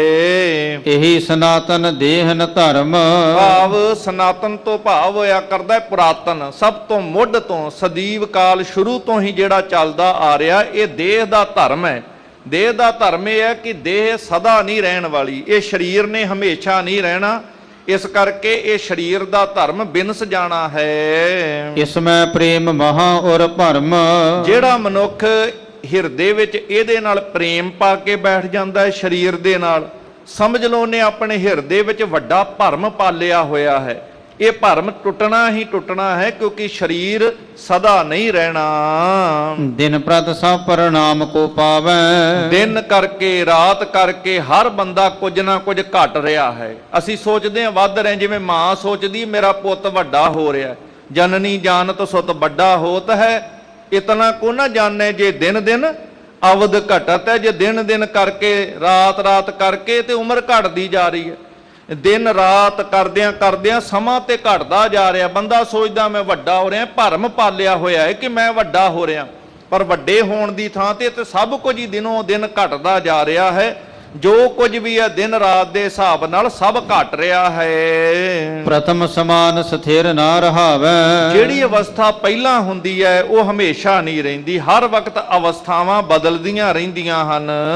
ਬਾਲਕ ਤੇ ਹੋਵੈ ਸੋ ਕੁਮਾਰ। ਜਿਵੇਂ ਕੋਈ ਅਵਸਥਾ ਪਹਿਲਾਂ ਬਚਪਨ ਦੀ ਹੈ, ਬਚਪਨ ਤੋਂ ਬੱਚਾ ਹੌਲੀ ਜੇ ਨੌਜਵਾਨ ਅਵਸਥਾ ਦੇ ਵਿੱਚ, ਭਾਵ ਥੋੜਾ ਜਿਹਾ ਇਹਦੀ ਅਵਸਥਾ ਉੱਪਰ ਹੋ ਜਾਂਦੀ ਹੈ ਤੇ ਇਹ ਜਵਾਨੀ ਵਾਲੇ ਪਾਸੇ ਨੂੰ ਕਦਮ ਵੱਧਦਾ ਹੈ। ਤਰਨ ਹੋਤ ਪੁਨ ਬ੍ਰਿਧਤਾ ਧਾਰ। ਤੇ ਜਦੋਂ ਜਵਾਨੀ ਆ ਜਾਏ ਤੇ ਫਿਰ ਜਵਾਨੀ ਵੀ ਕਿਸੇ ਦੀ ਹਮੇਸ਼ਾ ਨਹੀਂ ਰਹਿੰਦੀ, ਉਹ ਜਵਾਨੀ ਬੁਢੇਪੇ ਵਿੱਚ ਤਬਦੀਲ ਹੋ ਜਾਂਦੀ ਹੈ। ਜਰਾ ਗ੍ਰਸੇ ਤਬ ਜੀਰਣ ਹੋਏ। ਤੇ ਜਦੋਂ ਬੁਢੇਪਾ ਆ ਜਾਂਦਾ ਹੈ ਤੇ ਫਿਰ ਬੁਢੇਪੇ ਨੇ ਵੀ ਨਹੀਂ ਰਹਿਣਾ। ਫਿਰ ਆਖਰਕਾਰ ਇਹ ਬੁਢੇਪਾ ਬਿਲਕੁਲ ਸਰੀਰ ਨੂੰ ਕਮਜ਼ੋਰ ਕਰ ਦਿੰਦਾ ਹੈ। ਉਸ ਅਵਸਥਾ ਨੂੰ ਤੇ ਭਗਤ ਭੀਖਣ ਜੀ ਨੇ ਵੀ ਬਿਆਨ ਕੀਤਾ, ਨੈਨੋ ਨੀਰ ਬਹਿ ਤਨ ਖੀਨਾ ਭਏ ਕੇਸ ਦੁਧਵਾਨੀ ਰੁੱਧਾ ਕੰਠ ਸ਼ਬਦ ਨਹੀਂ ਉਚਰੈ ਅਬ ਕਿਆ ਕਰੇ ਪ੍ਰਾਨੀ। ਇਹ ਜੀਵਨ ਦੀਆਂ ਅਵਸਥਾਵਾਂ ਨੇ, ਬਾਣੀ ਵਿੱਚ ਸਤਿਗੁਰਾਂ ਨੇ ਅਨੇਕਾਂ ਵਾਰ ਅਨੇਕਾਂ ਰੂਪਾਂ ਦੇ ਵਿੱਚ ਬਿਆਨ ਕੀਤਾ ਹੈ। ਇਹ ਸਰੀਰ ਤੇ ਇਸੇ ਤਰੀਕੇ ਦੀਆਂ ਵੱਖ-ਵੱਖ ਅਵਸਥਾਵਾਂ ਵਿੱਚ ਬਦਲ ਜਾਂਦਾ ਹੈ। ਰੋਜ਼ ਆਪ ਜੀ ਨੌਵੇਂ ਪਾਤਸ਼ਾਹ ਦੇ ਬਚਨ ਵੀ ਪੜ੍ਹਿਆ ਸੁਣਿਆ ਕਰਦੇ ਹੋ ਕਿ ਬਾਲ ਜਵਾਨੀ ਅਰ ਬਿਰਧ ਫੁੰਨ ਤੀਨ ਅਵਸਥਾ ਜਾਣੇ, ਤਿੰਨ ਅਵਸਥਾਵਾਂ ਨੇ। ਇਹ ਸਾਰੀਆਂ ਇਸੇ ਤਰ੍ਹਾਂ ਗੁਰੂ ਨਾਨਕ ਸਾਹਿਬ ਦੀ ਬਾਣੀ ਜਦੋਂ ਗੁਰੂ ਗ੍ਰੰਥ ਸਾਹਿਬ ਵਿੱਚ ਪੜ੍ਹਦੇ ਹਾਂ, ਪਹਿਲੇ ਪਿਆਰ ਲੱਗਾ ਥਣ ਦੁੱਧ, ਦੂਜੇ ਮਾਏ ਬਾਪ ਕੀ ਸੁੱਧ, ਤੀਜੇ ਭਈਆ ਭਾਬੀ ਬੇਬ, ਚੌਥੇ ਪਿਆਰ ਉਪੰਨੀ ਖੇਡ, ਪੰਜਵੇਂ ਖਾਣ ਪੀਣ ਕੀ ਧਾਤ, ਛੇਵੇਂ ਕਾਮ ਨਾ ਪੁੱਛੈ ਜਾਤ, ਸਤਵੇਂ ਸਾਂਝ ਕੀਆ ਕਰਵਾਸ, ਅੱਠਵੇਂ ਕ੍ਰੋਧ ਹੋਆ ਤਨ ਨਾਸ, ਨਾਵੇਂ ਧੌਲੇ ਉਭੇ ਸਾਹ, ਦਸਵੇਂ ਦੱਦਾ ਹੋਆ ਸਵਾ, ਗਏ ਸਗੀਤ ਪੁਗਾਰੀ ਧਾ, ਆਇਆ ਗਿਆ ਮੋਇਆ ਨਾਉ, ਪਿੱਛੇ ਪੱਤਲ ਸਦਿਓ ਕਾਮ, ਨਾਨਕ ਮਨਮੁਖ ਅੰਧ ਪਿਆਰ ਬਾਜ ਗੁਰੂ ਡੁੱਬਾ ਸੰਸਾਰੇ। ਦੁਨੀਆਦਾਰੀ ਮਨੁੱਖ ਦੀ ਅਵਸਥਾ ਹੈ, ਉਹ ਗੁਰੂ ਤੋਂ ਬਗੈਰ ਇਸੇ ਤਰ੍ਹਾਂ ਜ਼ਿੰਦਗੀ ਸਾਰੀ ਦੀ ਸਾਰੀ ਬਤੀਤ ਹੋ ਜਾਂਦੀ ਹੈ। ਸਤਿਗੁਰੂ ਪਾਤਸ਼ਾਹ ਬੜੇ ਸੋਹਣੇ ਢੰਗ ਨਾਲ ਆਪਣੇ ਮਹਿਲਾਂ ਨੂੰ ਸਮਝਾ ਰਹੇ ਨੇ। ਇਹ ਜਿਹੜੀ ਬਚਪਨ ਦੀ ਅਵਸਥਾ ਉਹ ਵੀ ਸਦਾ ਨਹੀਂ ਰਹਿੰਦੀ, ਬਚਪਨ ਜਵਾਨੀ 'ਚ ਬਦਲ ਜਾਂਦਾ ਹੈ, ਜਵਾਨੀ ਬੁਢੇਪੇ 'ਚ, ਬੁਢੇਪੇ 'ਚ ਅੱਤ ਦੀ ਕਮਜ਼ੋਰੀ ਆ ਜਾਂਦੀ ਹੈ। ਬਹੁਰੋ ਅੰਤ ਸਮੇਂ ਮਹਿ ਸੋਏ, ਫਿਰ ਅਖੀਰ ਦੇ ਵਿੱਚ ਅੰਤ ਸਮਾਂ ਆ ਜਾਂਦਾ। ਬਾਕੀ ਹਰੇਕ ਨੂੰ ਕੋਈ ਜ਼ਰੂਰੀ ਨਹੀਂ ਕਿ ਬੁਢੇਪਾ ਹੀ ਨਸੀਬ ਹੋਵੇ, ਇਹ ਤੇ ਰੱਬ ਦੇ ਘਰ ਦੀ ਖੇਡ ਹੈ। ਬਾਰੇ ਬੂਡੇ ਤਰਨੇ ਭਈਆ ਸਭੂ ਜਮ ਲੈ, ਜਈ ਹੈ ਰੇ ਮਾਨਸ ਬਫਰਾ ਮੂਸਾ ਕੀਨੋ, ਮੀਚ ਬਿਲਈਆ ਖਈ ਹੈ ਰੇ। ਜਿਵੇਂ ਬਿੱਲੀ ਦੇ ਸਾਹਮਣੇ ਚੂਹਾ ਆ ਜੇ ਤੇ ਚੂਹੇ ਦਾ ਬਿੱਲੀ ਅੱਗੇ ਜ਼ੋਰ ਨਹੀਂ ਹੈ, ਇਸੇ ਤਰੀਕੇ ਦੇ ਨਾਲ ਕਿਸੇ ਵੀ ਮਨੁੱਖ ਦਾ ਮੌਤ ਅੱਗੇ ਜ਼ੋਰ ਨਹੀਂ। ਉਹ ਬਚਪਨ ਹੋਵੇ, ਜਵਾਨੀ ਹੋਵੇ, ਬੁਢੇਪਾ ਹੋਵੇ, ਉਹ ਕਿਸੇ ਵੇਲੇ ਵੀ ਸਦੜਾ ਆ ਸਕਦਾ। ਪਰ ਇਹ ਅਵਸਥਾ ਕਿਸੇ ਦੀ ਵੀ, ਬਚਪਨ ਵੀ ਸਦਾ ਨਹੀਂ ਰਹਿੰਦਾ, ਜਵਾਨੀ ਵੀ ਸਦਾ ਨਹੀਂ ਰਹਿੰਦੀ, ਤੇ ਬੁਢੇਪਾ ਵੀ ਹਮੇਸ਼ਾ ਸਾਰਿਆਂ ਕੋ ਨਹੀਂ ਰਹਿੰਦਾ, ਤੇ ਅਖੀਰ ਇੱਕ ਦਿਨ ਅੰਤ ਸਮਾਂ ਨੇੜੇ ਆ ਜਾਂਦਾ ਹੈ। ਰਹੋ ਪੀਛੇ ਕੁਝ ਸ਼ੋਕ ਨ ਮਾਨੋ, ਤੇ ਬੜੇ ਪਿਆਰ ਨਾਲ ਸਮਝਾਉਂਦੇ ਹੋਏ ਕਹਿੰਦੇ ਨੇ, ਫਿਰ ਇਸ ਤਰ੍ਹਾਂ ਸਾਡੇ ਪਿੱਛੇ ਨਾ ਤੁਸੀਂ ਕਿਸੇ ਪ੍ਰਕਾਰ ਦਾ ਕੋਈ ਸ਼ੋਕ ਨਹੀਂ ਕਰਨਾ। ਆਪਣੀ ਗੱਲ ਨਹੀਂ ਦੱਸੀ, ਪਰ ਇਸ ਤਰ੍ਹਾਂ ਦੁਨੀਆ ਦੀ ਗੱਲ ਸਮਝਾਉਂਦੇ ਸਮਝਾਉਂਦੇ ਗੁਰੂ ਅਰਜਨ ਸਾਹਿਬ ਦੱਸ ਰਹੇ ਨੇ ਕਿ ਸਾਡੇ ਪਿੱਛੇ ਕਿਸੇ ਤਰੀਕੇ ਨਾਲ ਤੁਸੀਂ ਸ਼ੋਕ ਨਹੀਂ ਕਰਨਾ ਹੈ। ਦੇਹ ਆਪ ਤੇ ਤਜਨ ਨ ਠਾਨੋ, ਐਸਾ ਨਾ ਹੋਵੇ ਕਿ ਸਾਡੇ ਪਿੱਛੋਂ ਤੁਸੀਂ ਸੋਚੋ ਕਿ ਅਸੀਂ ਵੀ ਸਰੀਰ ਛੱਡ ਦਈਏ। ਤੁਸੀਂ ਆਪਣਾ ਸਰੀਰ ਸਾਡੇ ਪਿੱਛੋਂ ਐਵੇਂ ਛੱਡਣ ਦੇ ਵਿਚਾਰ ਮਨ ਵਿੱਚ ਨਹੀਂ ਲੈ ਕੇ ਆਉਣੀ ਹੈ। ਪੁੱਤਰ ਸੋ ਪੌਤਰਨ ਕੋ ਸੁਖ ਦੇਖ, ਪੁੱਤਰਾਂ ਪੋਤਰਿਆਂ ਦਾ ਸੁੱਖ ਜਿਹੜਾ ਹੈ ਇਹ ਤੁਸਾਂ ਨੇ ਮੰਨਣਾ ਹੈ। ਪੁੱਤਰ ਪੋਤਰਿਆਂ ਤੱਕ ਦੇ ਚਿਹਰੇ ਤੁਸਾਂ ਨੇ ਅੱਗੇ ਵੇਖਣੇ ਹਨ। ਸ਼ਾਦੀ ਕਰੋ ਆਨੰਦ ਵਿਸ਼ੇਖ, ਪੁੱਤਰ ਪੋਤਰਿਆਂ ਦਾ ਆਨੰਦ ਕਾਰਜ ਹੋਣੇ ਨੇ, ਉਹਨਾਂ ਦੇ ਵਿਆਹ ਦੇ ਕਾਰਜ ਹੋਣੇ ਨੇ, ਇਹ ਸਾਰਾ ਸੁੱਖ ਤੁਸਾਂ ਨੇ ਵੇਖਣਾ। ਏਦਾਂ ਮਾਤਾ ਗੰਗਾ ਜੀ ਨੂੰ ਧੰਨ ਗੁਰੂ ਅਰਜਨ ਸਾਹਿਬ ਪਾਤਸ਼ਾਹ ਆਖਦੇ ਹਨ। ਅੰਤ ਸਮਾਂ ਹੋਏ ਪ੍ਰਾਪਤ ਜਬੈ, ਫਿਰ ਕਹਿੰਦੇ ਰੱਬ ਦੇ ਹੁਕਮ ਅਨੁਸਾਰ ਜਿੱਦਣ ਤੁਹਾਡਾ ਵੀ ਸਦੜਾ ਆ ਜਾਏਗਾ, ਅਖੀਰਲਾ ਸਮਾਂ ਹੋਵੇਗਾ ਜਦੋਂ, ਹਮ ਸੋ ਮਿਲੇ ਆਨ ਤੂੰ ਤਬੈ, ਉਸ ਵਕਤ ਤੁਸੀਂ ਆ ਕਰਕੇ ਸਾਡੇ ਨਾਲ ਮਿਲ ਜਾਓਗੇ, ਸਾਡੇ ਵਿੱਚ ਅਭੇਦ ਹੋ ਜਾਵੋਗੇ। ਗੰਗਾ ਸੁਨੀ ਅਚਾਨਕ ਬਾਤੀ, ਧੰਨ ਮਾਤਾ ਗੰਗਾ ਜੀ ਜਿਹੜੇ ਬੜੇ ਪਿਆਰ ਨਾਲ ਬਚਨ ਸੁਣ ਰਹੇ ਸੀ, ਪਰ ਇਦਾਂ ਦੇ ਬਚਨ ਜਦੋਂ ਅਚਾਨਕ ਸੁਣੇ ਨੇ ਗੁਰੂ ਅਰਜਨ ਸਾਹਿਬ ਪਾਤਸ਼ਾਹ ਮਹਾਰਾਜ ਦੇ ਮੁਖੋਂ ਕਿ ਅਸਾਂ ਸਾਡੇ ਤੋਂ ਬਾਅਦ ਤੁਸੀਂ ਇਸ ਤਰ੍ਹਾਂ ਕਰਨਾ, ਤੇ ਇੱਕ ਵਾਰ ਤੇ ਸੋਚਾਂ ਵਿੱਚ ਪੈਣਾ ਸੁਭਾਵਕ ਸੀ। ਮਾਤਾ ਗੰਗਾ ਜੀ ਦਾ ਹੈਰਾਨ ਹੋ ਗਏ ਅਚਾਨਕ ਸੁਣ ਕੇ। ਕਮਲ ਬਿਲੋਚਨ ਅਸ਼ਰ ਪ੍ਰਾਪਤੀ, ਸਤਿਗੁਰੂ ਪਾਤਸ਼ਾਹ ਮਹਾਰਾਜ ਜੀ ਦੇ ਵਿਛੋੜੇ ਦੀ ਗੱਲ ਸੁਣ ਕਰਕੇ ਨੇਤਰ ਜਿਹੜੇ ਨੇ ਬੜੇ ਮਾਤਾ ਗੰਗਾ ਜੀ ਦੇ ਸੇਜਲ ਹੋ ਗਏ ਹਨ। ਇਹ ਕਿਮ ਕਹੀ ਆਪਨੇ ਬਾਨੀ, ਕਹਿਣ ਲੱਗੇ ਕਿ ਤੁਸੀਂ ਇਹ ਕਿਹੋ ਜਿਹੇ ਬਚਨ ਕਹੇ ਨੇ, ਕਿਸ ਤਰੀਕੇ ਦੇ ਬਚਨ ਆਪ ਜੀ ਆਖ ਰਹੇ ਹੋ। ਤੀਖਨ ਤਪਤ ਨਰਾਚੋ ਸਮਾਨੀ, ਮੈਨੂੰ ਤੇ ਇਸ ਤਰ੍ਹਾਂ ਲੱਗਦਾ ਜਿਵੇਂ ਤਿੱਖੇ ਹੋਏ ਤਪਦੇ ਹੋਏ ਜਿਹੜੇ ਤੀਰ ਨੇ, ਜਿਹੜੇ ਨਰਾਚ, ਜਿਵੇਂ ਇੱਕ ਆਮ ਤੌਰ ਤੇ ਤੀਰਾਂ 'ਚ ਕਾਨੀ ਹੁੰਦੀ ਹੈ, ਪਰ ਕਾਨੀ ਦੀ ਥਾਂ ਸਾਰਾ ਹੀ ਲੋਹਾ ਹੀ ਹੋਵੇ, ਤੇ ਜਿਹਨੂੰ ਪੰਜ ਪਿੱਛੇ ਪੰਖ ਲੱਗੇ ਹੋਣ, ਇਹੋ ਜਿਹਾ ਜਿਹੜਾ ਤੀਰ ਉਹਨੂੰ ਨਰਾਂਚ ਆਖਿਆ ਜਾਂਦਾ ਹੈ। ਕਹਿੰਦੇ ਇਹੋ ਜਿਹਾ ਤਿੱਖਾ ਤਪਦਾ ਹੋਇਆ ਨਰਾਂਚ ਇਹ ਤੀਰ ਸਮਾਨ ਮੈਨੂੰ ਏਦਾਂ ਬਚਨ ਵੱਜੇ ਹਨ। ਸ਼ਰੋਦਰ ਪ੍ਰਵੇਸ਼ ਹਿਰਦਾ ਮਮ ਬੇਦਾ, ਕੰਨਾਂ ਦੇ ਦਰਵਾਜ਼ੇ ਰਾਹੀਂ ਪ੍ਰਵੇਸ਼ ਕਰਕੇ ਮੇਰੇ ਹਿਰਦੇ ਨੂੰ ਇਹਨਾਂ ਵਿੰਨ ਸੁੱਟਿਆ ਹੈ। ਕਸ ਉਪਦੇਸ਼ਤ ਹੋ ਅਸਮੇਦਾ, ਇਸ ਤਰੀਕੇ ਨਾਲ ਮੇਰੀ ਬੁੱਧੀ ਨੂੰ ਇਸ ਤਰੀਕੇ ਦੇ ਨਾਲ ਤਕਲੀਫ ਦੇਣ ਵਾਲੇ, ਦਾਤਾ ਜੀ ਆਪ ਜੀ ਨੇ ਇਸ ਤਰੀਕੇ ਦੇ ਬਚਨ ਆਖਰਕਾਰ ਕਿਉਂ ਆਖੇ? ਰਾਜੀ ਪ੍ਰਸੰਨ ਬੈਠੇ ਹੋ, ਆਨੰਦ ਵਿੱਚ ਬੈਠੇ ਹੋ, ਫਿਰ ਆਖਰਕਾਰ ਇਹੋ ਜਿਹੇ ਬਚਨ ਤੁਸਾਂ ਨੇ ਆਖਰ ਕਿਉਂ ਆਖੇ ਹਨ? ਧੀਰਜ ਧਰਨ ਬਖਾਨਤ ਆਪੂ। ਆਪ ਜੀ ਧੀਰਜ ਧਰਨ ਵਾਲੇ ਜਿਹੜੇ ਬਚਨ ਕਹਿੰਦੇ ਹੋ ਕਿ ਮੇਰੇ ਪਿੱਛੋਂ ਧੀਰਜ ਰੱਖਣਾ, ਤੇ ਧੀਰਜ ਰੱਖਣ ਦੀ ਗੱਲ ਆਖਦੇ ਹੋ ਆਪ ਜੀ। ਜਿਸ ਤੇ ਇਸ ਜੁਦ ਆਨੰਦ ਖਾਪੂ। ਪਰ ਦਾਤਾ ਜੀ ਹੁਣ ਧੀਰਜ ਕੀ ਰੱਖਣਾ? ਮੈਂ ਜਿਹੜੇ ਬਚਨ ਸਰਵਣ ਕਰ ਰਹੇ ਨੇ ਉਹਨਾਂ ਬਚਨਾਂ ਕਰਕੇ ਧੀਰਜ ਦੇ ਨਾਲ ਮੇਰਾ ਆਨੰਦ ਵੀ ਜਿਹੜਾ ਜਾਂਦਾ ਰਿਹਾ ਹੈ ਇਹ ਵੀ ਸਮਾਪਤ ਹੋ ਗਿਆ ਹੈ। ਧੀਰਜ ਤਾਂ ਕੀ ਰੱਖਣਾ, ਹੁਣ ਆਨੰਦ ਵੀ ਮੇਰਾ ਅੰਦਰੋਂ ਖਤਮ ਹੋ ਗਿਆ ਹੈ। ਸਭ ਸੰਗਤ ਕੇ ਸਹਿਤ ਕੁਟੰਬੂ। ਆਪ ਜੀ ਸਾਰੀ ਸੰਗਤ, ਕੇਵਲ ਪਰਿਵਾਰ ਹੀ ਨਹੀਂ, ਸਾਰੀ ਸੰਗਤ ਦੇ ਵੀ ਆਪ ਜੀ ਆਸਰਾ ਹੋ। ਕਰਨ ਸ਼੍ਰੀ ਕੇ ਆਪ ਅਲੰਬੂ। ਸਾਰੀ ਸੰਗਤ ਆਪਣੇ ਕਲਿਆਣ ਵਾਸਤੇ, ਆਪਣੇ ਭਲੇ ਵਾਸਤੇ, ਜੀਵਨ ਨੂੰ ਸਫਲਾ ਕਰਨ ਵਾਸਤੇ ਕੇਵਲ ਤੁਹਾਡਾ ਹੀ ਤੇ ਆਸਰਾ ਤੱਕਦੀ ਹੈ। ਤੁਹਾਨੂੰ ਛੱਡ ਕੇ ਸੰਗਤਾਂ ਭਲਾ ਕਿੱਥੇ ਜਾਣਗੀਆਂ? ਸ਼੍ਰੀ ਹਰਿ ਗੋਬਿੰਦ ਬਾਲਕ ਬੈਸਾ। ਮਾਂ ਵਾਸਤੇ ਨਾ ਹਮੇਸ਼ਾ ਹੀ ਆਪਣਾ ਪੁੱਤਰ ਬੱਚਾ ਹੀ ਹੁੰਦਾ ਹੈ। ਕਿਤਨੀ ਵੀ ਵੱਡੀ ਉਮਰ ਹੋ ਜਾਏ ਮਾਂ ਨੂੰ ਬੱਚਾ ਹੀ ਨਜ਼ਰ ਆਉਂਦਾ ਹੈ। ਭਾਵੇਂ ਧੰਨ ਸ਼੍ਰੀ ਹਰਗੋਬਿੰਦ ਸਾਹਿਬ ਮਹਾਰਾਜ ਗੁਰੂ ਅਰਜਨ ਸਾਹਿਬ ਦੀਆਂ ਨਜ਼ਰਾਂ ਵਿੱਚ ਹਰ ਤਰੀਕੇ ਨਾਲ ਸੰਪੰਨ, ਸਮਰੱਥ, ਯੋਗ ਹਨ ਗੁਰਤਾ ਗੱਦੀ ਤੇ ਬੈਠ ਕੇ ਸਾਰੀਆਂ ਸੇਵਾਵਾਂ ਸੰਭਾਲਣ ਦੇ।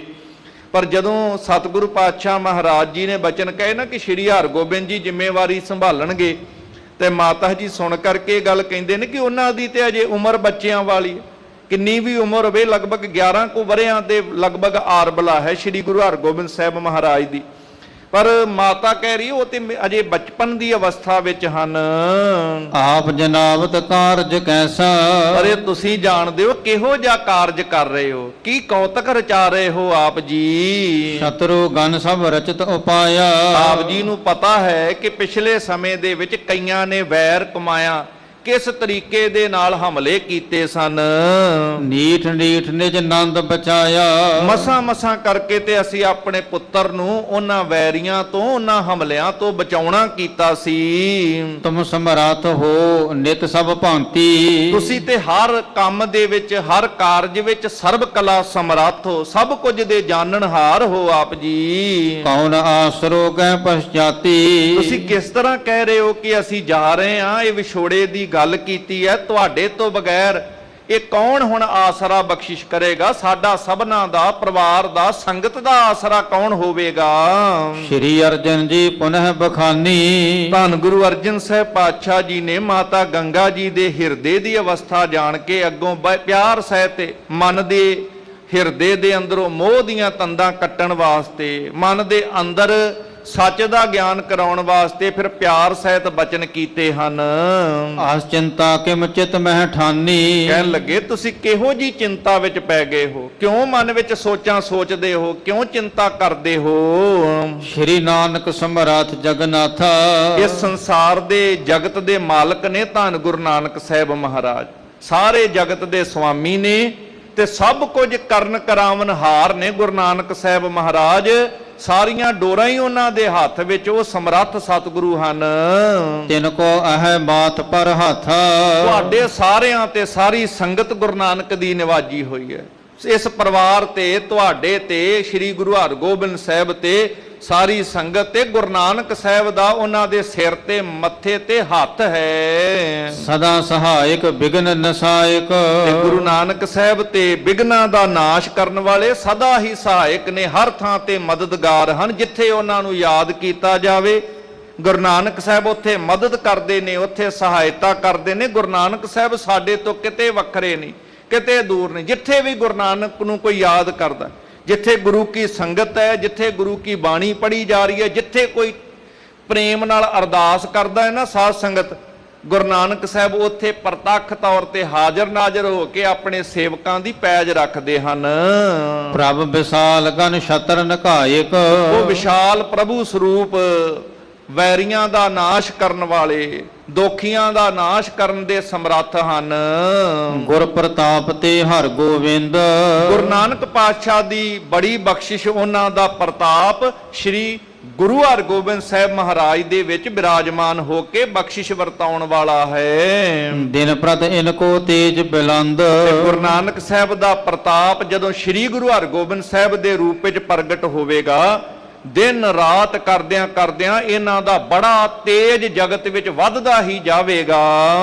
ਅਪਰ ਨਾ ਕੀਜੈ ਚਿਤ ਦੁਚਿਤਾਈ, ਇਹ ਗੁਰੂ ਨਾਨਕ ਦੇ ਘਰ ਦੀ ਕੀਰਤੀ ਹੈ, ਗੁਰੂ ਨਾਨਕ ਦੇ ਘਰ ਦੀਆਂ ਬਰਕਤਾਂ ਨੇ, ਗੁਰੂ ਨਾਨਕ ਦੇ ਘਰ ਦੀ ਵਡਿਆਈ ਹੈ ਜੋ ਸ੍ਰੀ ਗੁਰੂ ਹਰਗੋਬਿੰਦ ਸਾਹਿਬ ਦੇ ਅੰਦਰ ਉਹ ਪ੍ਰਤਾਪ ਵਰਤ ਰਿਹਾ ਹੈ। ਇਹ ਦਿਨੋਂ ਦਿਨ ਵਧਣ ਵਾਲਾ, ਇਸ ਕਰਕੇ ਮਨ ਵਿੱਚ ਕੋਈ ਚਿੰਤਾ, ਕੋਈ ਦੁਬਿਧਾ ਇਹੋ ਜੀ ਅਵਸਥਾ ਨਾ ਲੈ ਕੇ ਆਓ, ਕੋਈ ਮਨ ਵਿੱਚ ਭਰਮ ਨਾ ਰੱਖਣਾ ਕਰੋ। ਬੇਦੀ ਕੁਲ ਕੇ ਤਿਲਕ ਸਹਾਈ, ਬੇਦੀ ਕੁਲ ਕੇ ਤਿਲਕ ਗੁਰੂ ਨਾਨਕ ਸਾਹਿਬ ਮਹਾਰਾਜ ਉਹ ਹਰ ਥਾਂ ਤੇ ਸਾਡੇ ਸਹਾਈ ਨੇ, ਤੁਹਾਡੇ ਸਹਾਈ ਨੇ, ਸਭਨਾਂ ਦੇ ਆਪ ਸਹਾਇਕ ਹਨ।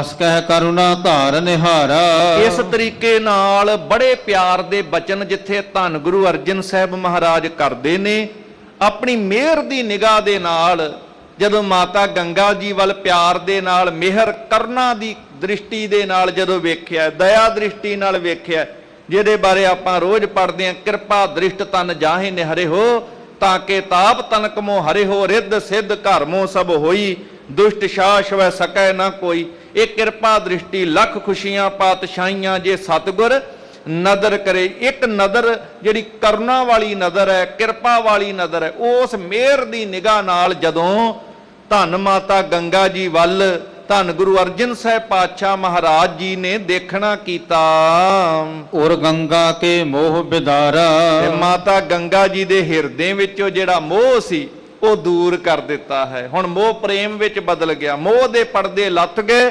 ਤੇ ਹਿਰਦੇ ਦੇ ਅੰਦਰ ਪਰਮੇਸ਼ਰ ਦਾ ਭਾਣਾ, ਉਹਦੀ ਰਜ਼ਾ, ਉਹਦਾ ਹੁਕਮ, ਇਹ ਸਾਰਾ ਕੁਝ ਪ੍ਰਤੱਖ ਤੌਰ ਤੇ ਅੰਦਰੋਂ ਮਿੱਠਾ ਤੇ ਪਿਆਰਾ ਲੱਗਣ ਲੱਗ ਪਿਆ ਹੈ। ਪ੍ਰਾਪਤ ਭਇਓ ਗਿਆਨ ਸੁਖਦਾਨੀ, ਉਹ ਗੁਰੂ ਦੀ ਨਜ਼ਰੇ ਰਹਿਮਤ ਐਸੀ ਵਰਤੀ, ਹਿਰਦੇ ਚੋਂ ਕੇਵਲ ਮੋਹ ਦਾ ਨਾਸ਼ ਹੀ ਨਾ ਹੋਇਆ, ਉਹ ਪਰਦਾ ਹਟਦਿਆਂ ਸਾਰ ਅੰਦਰੋਂ ਸੁੱਖ ਦੇਣ ਵਾਲਾ, ਹਿਰਦੇ ਵਿੱਚ ਆਤਮਿਕ ਗਿਆਨ ਦਾ ਮਨ ਉਹ ਚਸ਼ਮਾ, ਉਹ ਪ੍ਰਕਾਸ਼ ਜਿਹੜਾ ਹਿਰਦੇ ਦੇ ਅੰਦਰ ਹੋ ਗਿਆ ਹੈ। ਜਿਵੇਂ ਪਤ ਕਹਿਤ ਸਾਚ ਤਿਮ ਜਾਨੀ, ਹੁਣ ਮਾਤਾ ਗੰਗਾ ਜੀ ਜਦੋਂ ਹਿਰਦੇ ਵਿੱਚ ਉਹ ਗਿਆਨ ਦਾ ਦੀਪਕ ਉਜਾਗਰ ਹੋਇਆ ਏ, ਤੇ ਮਾਤਾ ਗੰਗਾ ਜੀ ਕਹਿੰਦੇ ਜਿਵੇਂ ਤੁਸੀਂ ਕਹਿੰਦੇ ਹੋ ਉਵੇਂ ਹੀ ਠੀਕ ਹੈ, ਤੇ ਗੁਰੂ ਅਰਜਨ ਸਾਹਿਬ ਦੇ ਬਚਨਾਂ ਨੂੰ ਸਤ ਬਚਨ ਕਹਿ ਕੇ ਉਹ ਪ੍ਰਵਾਨ ਕਰਦੇ ਹਨ।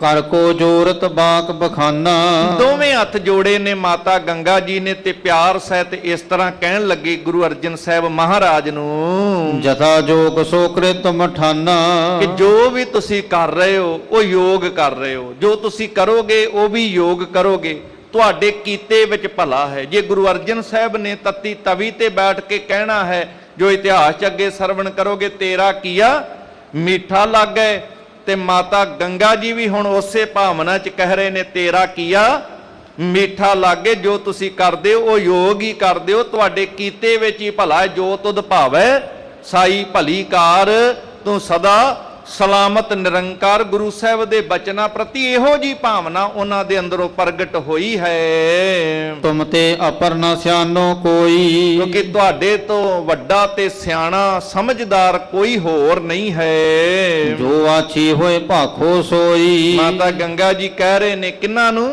ਧੰਨ ਗੁਰੂ ਅਰਜਨ ਸਾਹਿਬ ਪਾਤਸ਼ਾਹ ਨੂੰ, ਕਿ ਜੋ ਸੰਸਾਰ ਦੇ ਭਲੇ ਵਾਸਤੇ ਹੈ, ਸਾਡੇ ਭਲੇ ਵਾਸਤੇ ਹੈ, ਉਹੀ ਆਪ ਜੀ ਬਚਨ ਕਰ ਰਹੇ ਹੋ। ਇਮ ਸੰਭਾਖਨ ਕਰ ਗੁਰ ਛੋਏ, ਇਸ ਤਰੀਕੇ ਦੇ ਨਾਲ ਮਾਤਾ ਗੰਗਾ ਜੀ ਦੇ ਮਨ ਦਾ ਮੋਹ ਦੂਰ ਕਰਕੇ ਉਹਨਾਂ ਨੂੰ ਹਿਰਦੇ ਦੇ ਅੰਦਰ ਪਰਮੇਸ਼ਰ ਦੇ ਗਿਆਨ ਨਾਲ ਜੋੜ ਕੇ, ਜੀਵਨ ਦੇ ਸੱਚ ਨਾਲ ਜੋੜ ਕਰਕੇ, ਇਹੋ ਜੀ ਬਖਸ਼ਿਸ਼ ਕਰਕੇ ਫਿਰ ਸਤਿਗੁਰੂ ਪਾਤਸ਼ਾਹ ਮਹਾਰਾਜ ਇਸ ਤਰ੍ਹਾਂ ਰਾਤ ਫਿਰ ਵਿਸ਼ਰਾਮ ਆਸਨ ਤੇ ਪਲੰਗ ਦੇ ਉੱਪਰ ਸੁਖ ਨਿੰਦਰਾ ਦੇ ਵਿੱਚ ਆਰਾਮ ਕਰਦੇ ਹਨ।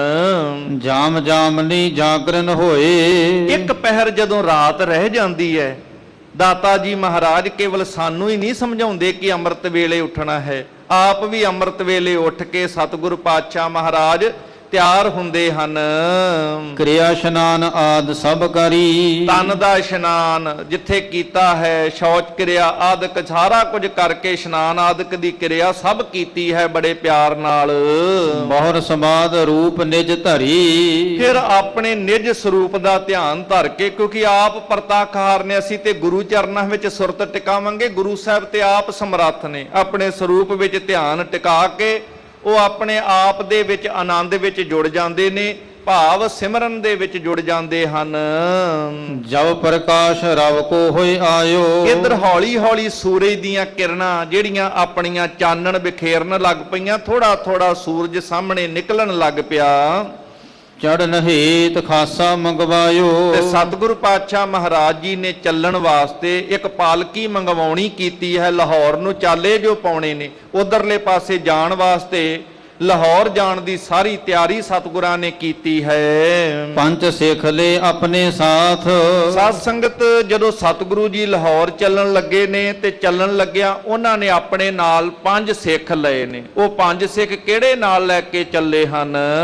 ਕੀਨ ਅਰੂੜਨ ਅਰਜਨ ਨਾਥ, ਧੰਨ ਗੁਰੂ ਅਰਜਨ ਸਾਹਿਬ ਪਾਤਸ਼ਾਹ ਮਹਾਰਾਜ ਜਿੱਥੇ ਆਪ ਪਾਲਕੀ ਵਿੱਚ ਸਵਾਰ ਹੁੰਦੇ ਨੇ, 5 ਸਿੱਖ ਸਤਿਗੁਰੂ ਪਾਤਸ਼ਾਹ ਮਹਾਰਾਜ ਦੇ ਨਾਲ ਉਹ ਵੀ ਚੱਲਦੇ ਹਨ। ਵਿਦਿਆ ਜੇਠਾ ਲੰਗਾ ਪਿਰਾਣਾ, ਉਹਨਾਂ ਸਿੱਖਾਂ ਦੇ ਵਿੱਚੋਂ ਪਹਿਲੇ ਨੰਬਰ ਤੇ ਇੱਕ ਭਾਈ ਵਿਧਿਆ, ਭਾਈ ਵਿਧੀ ਚੰਦ ਜੀ, ਦੂਜੇ ਨੰਬਰ ਤੇ ਭਾਈ ਜੇਠਾ ਜੀ, ਤੀਸਰੇ ਨੰਬਰ ਤੇ ਭਾਈ ਲੰਗਾ ਜੀ, ਚੌਥੇ ਨੰਬਰ ਦੇ ਉੱਪਰ ਭਾਈ ਪਿਰਾਣਾ ਜੀ, ਪੰਚਮ ਪੈੜਾ ਸੰਗ ਭਿਆਣਾ, ਪੰਜਵੇਂ ਨੰਬਰ ਤੇ ਭਾਈ ਪੈੜਾ ਜੀ। ਇਸ ਤਰ੍ਹਾਂ ਇਹ 5 ਸਿੱਖ ਹੋਏ ਨੇ, ਭਾਈ ਵਿਧੀ ਚੰਦ ਜੀ, ਭਾਈ ਜੇਠਾ ਜੀ, ਭਾਈ ਲੰਗਾ ਜੀ, ਭਾਈ ਪਿਰਾਣਾ ਜੀ ਤੇ ਭਾਈ ਪੈੜਾ ਜੀ।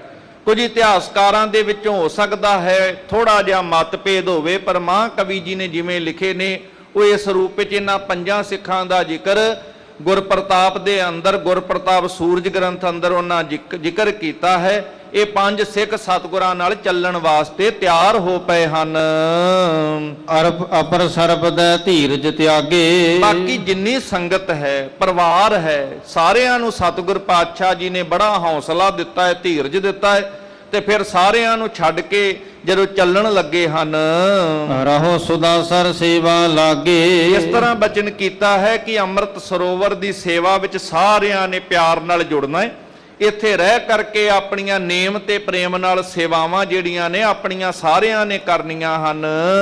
ਸ੍ਰੀ ਹਰਗੋਬਿੰਦ ਸੰਗ ਸਦੀਵਾ, ਤੇ ਨਾਲ ਹੁਣ ਸ੍ਰੀ ਗੁਰੂ ਹਰਗੋਬਿੰਦ ਸਾਹਿਬ ਮਹਾਰਾਜ ਗੁਰਤਾ ਗੱਦੀ ਦੀ ਜਿਹੜੀ ਰਸਮ ਅਦਾ ਕੀਤੀ ਗਈ ਹੈ ਕਿ ਉਹਨਾਂ ਦੇ ਨਾਲ ਸਦਾ ਸੰਗ ਰਹਿਣਾ ਹੈ, ਉਹਨਾਂ ਦੇ ਕੋਲ ਰਹਿਣਾ ਹੈ। ਦਰਸ਼ਨ ਪਰਸੋ ਹਰਖ ਧਰੀਵਾ, ਜਿਵੇਂ ਅੱਗੇ ਪਹਿਲੇ 5 ਪਾਤਸ਼ਾਹੀਆਂ ਦੇ ਸਾਰੇ ਦਰਸ਼ਨ ਕਰਕੇ ਆਨੰਦ ਮਾਣਦੇ ਰਹੇ ਹੋ, ਇਸੇ ਤਰ੍ਹਾਂ ਹੁਣ ਸ੍ਰੀ ਗੁਰੂ ਹਰਗੋਬਿੰਦ ਸਾਹਿਬ ਮਹਾਰਾਜ ਜੀ ਦੇ ਸਾਰਿਆਂ ਆ ਕੇ ਦਰਸ਼ਨ ਪਰਸਨੇ ਹਨ ਤੇ ਆਪਣੇ ਜੀਵਨ ਨੂੰ ਖੁਸ਼ੀਆਂ ਤੇ ਆਨੰਦ ਨਾਲ ਭਰਪੂਰ ਕਰਨਾ ਹੈ। ਨਿਕਸ ਗ੍ਰਹਿ ਤੇ ਸਤਿਗੁਰ ਆਏ, ਇਸ ਤਰ੍ਹਾਂ ਖੁਸ਼ੀਆਂ ਬਖਸ਼ਦੇ ਹੋਏ, ਨਾਮ ਨਾਲ ਜੋੜਦੇ ਹੋਏ ਸਤਿਗੁਰੂ ਪਾਤਸ਼ਾਹ ਆਪਣੇ ਮਹਿਲਾਂ ਤੋਂ ਬਾਹਰ ਨਿਕਲ ਕਰਕੇ ਜਦੋਂ ਚੱਲਣ ਲੱਗਦੇ ਹਨ।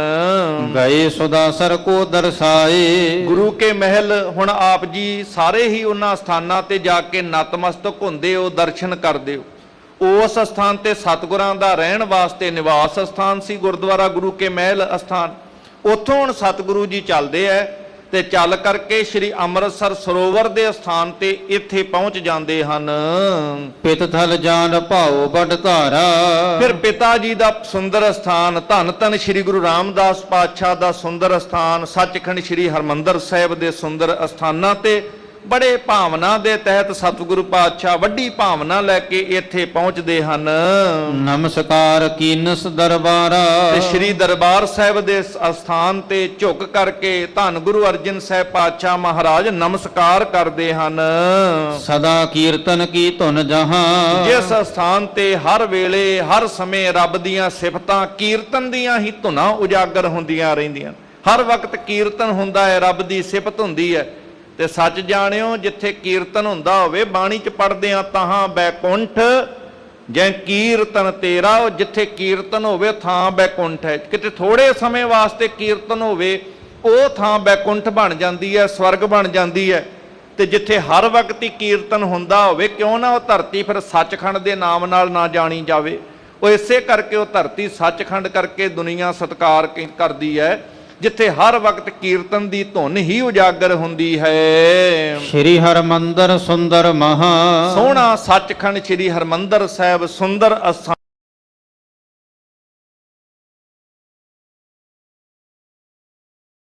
ਧੰਨ ਧੰਨ ਸ੍ਰੀ ਗੁਰੂ ਰਾਮਦਾਸ ਪਾਤਸ਼ਾਹ ਜੀ ਦੇ ਇਹਨਾਂ ਸੁੰਦਰ ਅਸਥਾਨਾਂ ਤੇ ਨਤਮਸਤਕ ਹੋ ਕੇ ਧੰਨ ਗੁਰੂ ਅਰਜਨ ਸਾਹਿਬ ਪਾਤਸ਼ਾਹ ਨੇ ਆਪਣੇ ਪਿਤਾ ਜੀ ਨੂੰ ਪ੍ਰਤੱਖ ਮਾਨੋ ਦੀਦਾਰ ਕਰਕੇ ਇਸ ਸਥਾਨ ਦੀ ਪਰਿਕਰਮਾ ਕੀਤੀ ਹੈ। ਧਰਿਓ ਧਿਆਨ ਬੰਦਤ ਕਰ ਜੋਰੇ ਧਿਆਨ ਧਰਦਿਆਂ ਗੁਰੂ ਰਾਮਦਾਸ ਪਾਤਸ਼ਾਹ ਮਹਾਰਾਜ ਜੀ ਦਾ ਇਸ ਸਥਾਨ ਤੇ ਦੋਵੇਂ ਹੱਥ ਜੋੜ ਕੇ ਉਹਨਾਂ ਦੇ ਚਰਨਾਂ ਵਿੱਚ ਨਮਸਕਾਰ ਕੀਤੀ ਹੈ। ਨਿਕਸੇ ਵਹਿਰ ਪੰਥ ਤਿਸ ਪਰੇ ਇਸ ਤਰੀਕੇ ਨਾਲ ਸੱਚਖੰਡ ਸ੍ਰੀ ਹਰਿਮੰਦਰ ਸਾਹਿਬ ਨਤਮਸਤਕ ਹੋ ਕੇ ਸਤਿਗੁਰੂ ਪਾਤਸ਼ਾਹ ਮਹਾਰਾਜ ਧੰਨ ਗੁਰੂ ਅਰਜਨ ਸਾਹਿਬ ਮਹਾਰਾਜ ਫਿਰ ਨਗਰ ਤੋਂ ਬਾਹਰ ਵਾਰ ਲਾਹੌਰ ਵਾਲੇ ਰਾਹ ਨੂੰ ਅੱਗੇ ਪਿਆਨਾ ਕਰਦੇ ਹਨ।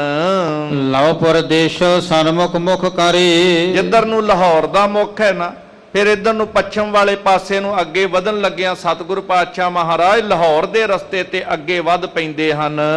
ਸਿੱਖ ਸਕਲ ਜੁਤ ਹਰ ਗੋਬਿੰਦ ਇੱਧਰ ਜਿਹੜੇ ਸਿੱਖ ਨੇ ਸਾਰੇ ਸਿੱਖ ਸ੍ਰੀ ਗੁਰੂ ਹਰਗੋਬਿੰਦ ਸਾਹਿਬ ਜੀ ਦੇ ਸਮੇਤ ਬਿਦਾ ਹੇਤ ਗਮਨੇ ਨਰ ਬ੍ਰਿੰਦ ਬਹੁਤ ਸਾਰੇ ਮਨੁੱਖ ਇਹ ਸਾਰੀਆਂ ਸੰਗਤਾਂ ਸਤਿਗੁਰੂ ਪਾਤਸ਼ਾਹ ਮਹਾਰਾਜ ਜੀ ਨੂੰ ਵਿਦਾ ਕਰਨ ਵਾਸਤੇ ਲਾਹੌਰ ਵਾਲੇ ਪਾਸੇ ਨੂੰ ਤੋਰਨ ਵਾਸਤੇ ਮਗਰ ਮਗਰ ਤੁਰ ਪੈਂਦੇ ਹਨ। ਕਿਤਕ ਦੂਰ ਜਬ ਪਹੁੰਚੇ ਜਾਈ ਨਗਰ ਤੋਂ ਬਾਹਰ ਵਾਰ ਜਦੋਂ ਕਾਫੀ ਦੂਰ ਤੱਕ ਸਿੱਖ ਸੰਗਤਾਂ ਨਾਲ ਚੱਲੀਆਂ ਹਨ, ਜਦੋਂ ਬਾਹਰ ਪਹੁੰਚੇ ਹਨ ਸਾਰੇ ਦੂਰ ਤੱਕ ਖਰੇ ਭਏ ਸਤਿਗੁਰ ਸੁਖਦਾਈ ਸਿੱਖ ਸੰਗਤਾਂ ਨੂੰ ਸਾਰਿਆਂ ਨੂੰ ਕੋਲ ਵੇਖ ਕੇ ਸਤਿਗੁਰ ਪਾਤਸ਼ਾਹ ਮਹਾਰਾਜ ਇੱਕ ਥਾਂ ਤੇ ਖੜ ਜਾਂਦੇ ਨੇ, ਰੁਕ ਜਾਂਦੇ ਹਨ। ਜਿਹੜੇ ਦਾਤਾ ਜੀ ਸਾਰਿਆਂ ਨੂੰ ਹੀ ਸੁੱਖ ਦੇਣ ਵਾਲੇ ਧੰਨ ਗੁਰੂ ਅਰਜਨ ਦੇਵ ਜੀ ਮਹਾਰਾਜ, ਸਾਰੇ ਪਿਆਰ ਨਾਲ ਆਖੋ ਧੰਨ ਧੰਨ ਸ੍ਰੀ ਗੁਰੂ ਅਰਜਨ ਦੇਵ ਜੀ ਮਹਾਰਾਜ, ਧੰਨ ਧੰਨ ਸ੍ਰੀ ਗੁਰੂ ਅਰਜਨ ਦੇਵ ਜੀ ਮਹਾਰਾਜ।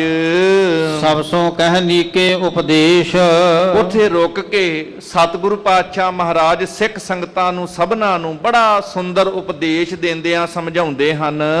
ਸਿਮਰੋ ਸਤਿਗੁਰ ਹਰੋ ਕਲੇਸ਼ ਕਿ ਭਾਈ ਜੇ ਆਪਣੇ ਦੁੱਖ ਦੂਰ ਕਰਨੇ ਨੇ ਗੁਰੂ ਦਾ ਸਿਮਰਨ ਕਰਿਆ ਕਰੋ, ਪਰਮੇਸ਼ਰ ਦਾ ਸਿਮਰਨ ਕਰਿਆ ਕਰੋ। ਸਿਮਰੋ ਸਿਮਰ ਸਿਮਰ ਸੁਖ ਪਾਵੋ, ਕਲ ਕਲੇਸ਼ ਤਨ ਮਾਹੇ ਮਿਟਾਵੋ। ਇਹ ਸਤਿਗੁਰੂ ਪਾਤਸ਼ਾਹ ਮਹਾਰਾਜ ਜੀ ਨੇ ਸੁੰਦਰ ਉਪਦੇਸ਼ ਬਖਸ਼ਿਸ਼ ਕੀਤਾ ਹੈ। ਸਾਹਿਬ ਬੁੱਢਾ ਔਰ ਗੁਰਦਾਸ ਫਿਰ ਬਾਬਾ ਬੁੱਢਾ ਸਾਹਿਬ ਅਤੇ ਭਾਈ ਗੁਰਦਾਸ ਜੀ ਵੱਲ ਵੇਖਿਆ ਹੈ। ਇਨ ਜੋਤ ਸ੍ਰੀ ਹਰਗੋਬਿੰਦ ਪਾਸ ਇਹਨਾਂ ਦੇ ਨਾਲ ਹੀ ਧੰਨ ਸ੍ਰੀ ਹਰਗੋਬਿੰਦ ਸਾਹਿਬ ਮਹਾਰਾਜ, ਸ੍ਰੀ ਗੁਰੂ ਹਰਗੋਬਿੰਦ ਸਾਹਿਬ ਜੀ ਮਹਾਰਾਜ ਉਹ ਵੀ ਨਾਲ ਹਨ। ਇੱਕ ਵਾਰ ਸਾਰੇ ਪਿਆਰ ਨਾਲ ਆਖੋ ਧੰਨ ਧੰਨ ਸ੍ਰੀ ਗੁਰੂ ਹਰਗੋਬਿੰਦ ਸਾਹਿਬ ਜੀ ਮਹਾਰਾਜ, ਧੰਨ ਧੰਨ ਸ੍ਰੀ ਗੁਰੂ ਹਰਗੋਬਿੰਦ ਸਾਹਿਬ ਜੀ ਮਹਾਰਾਜ।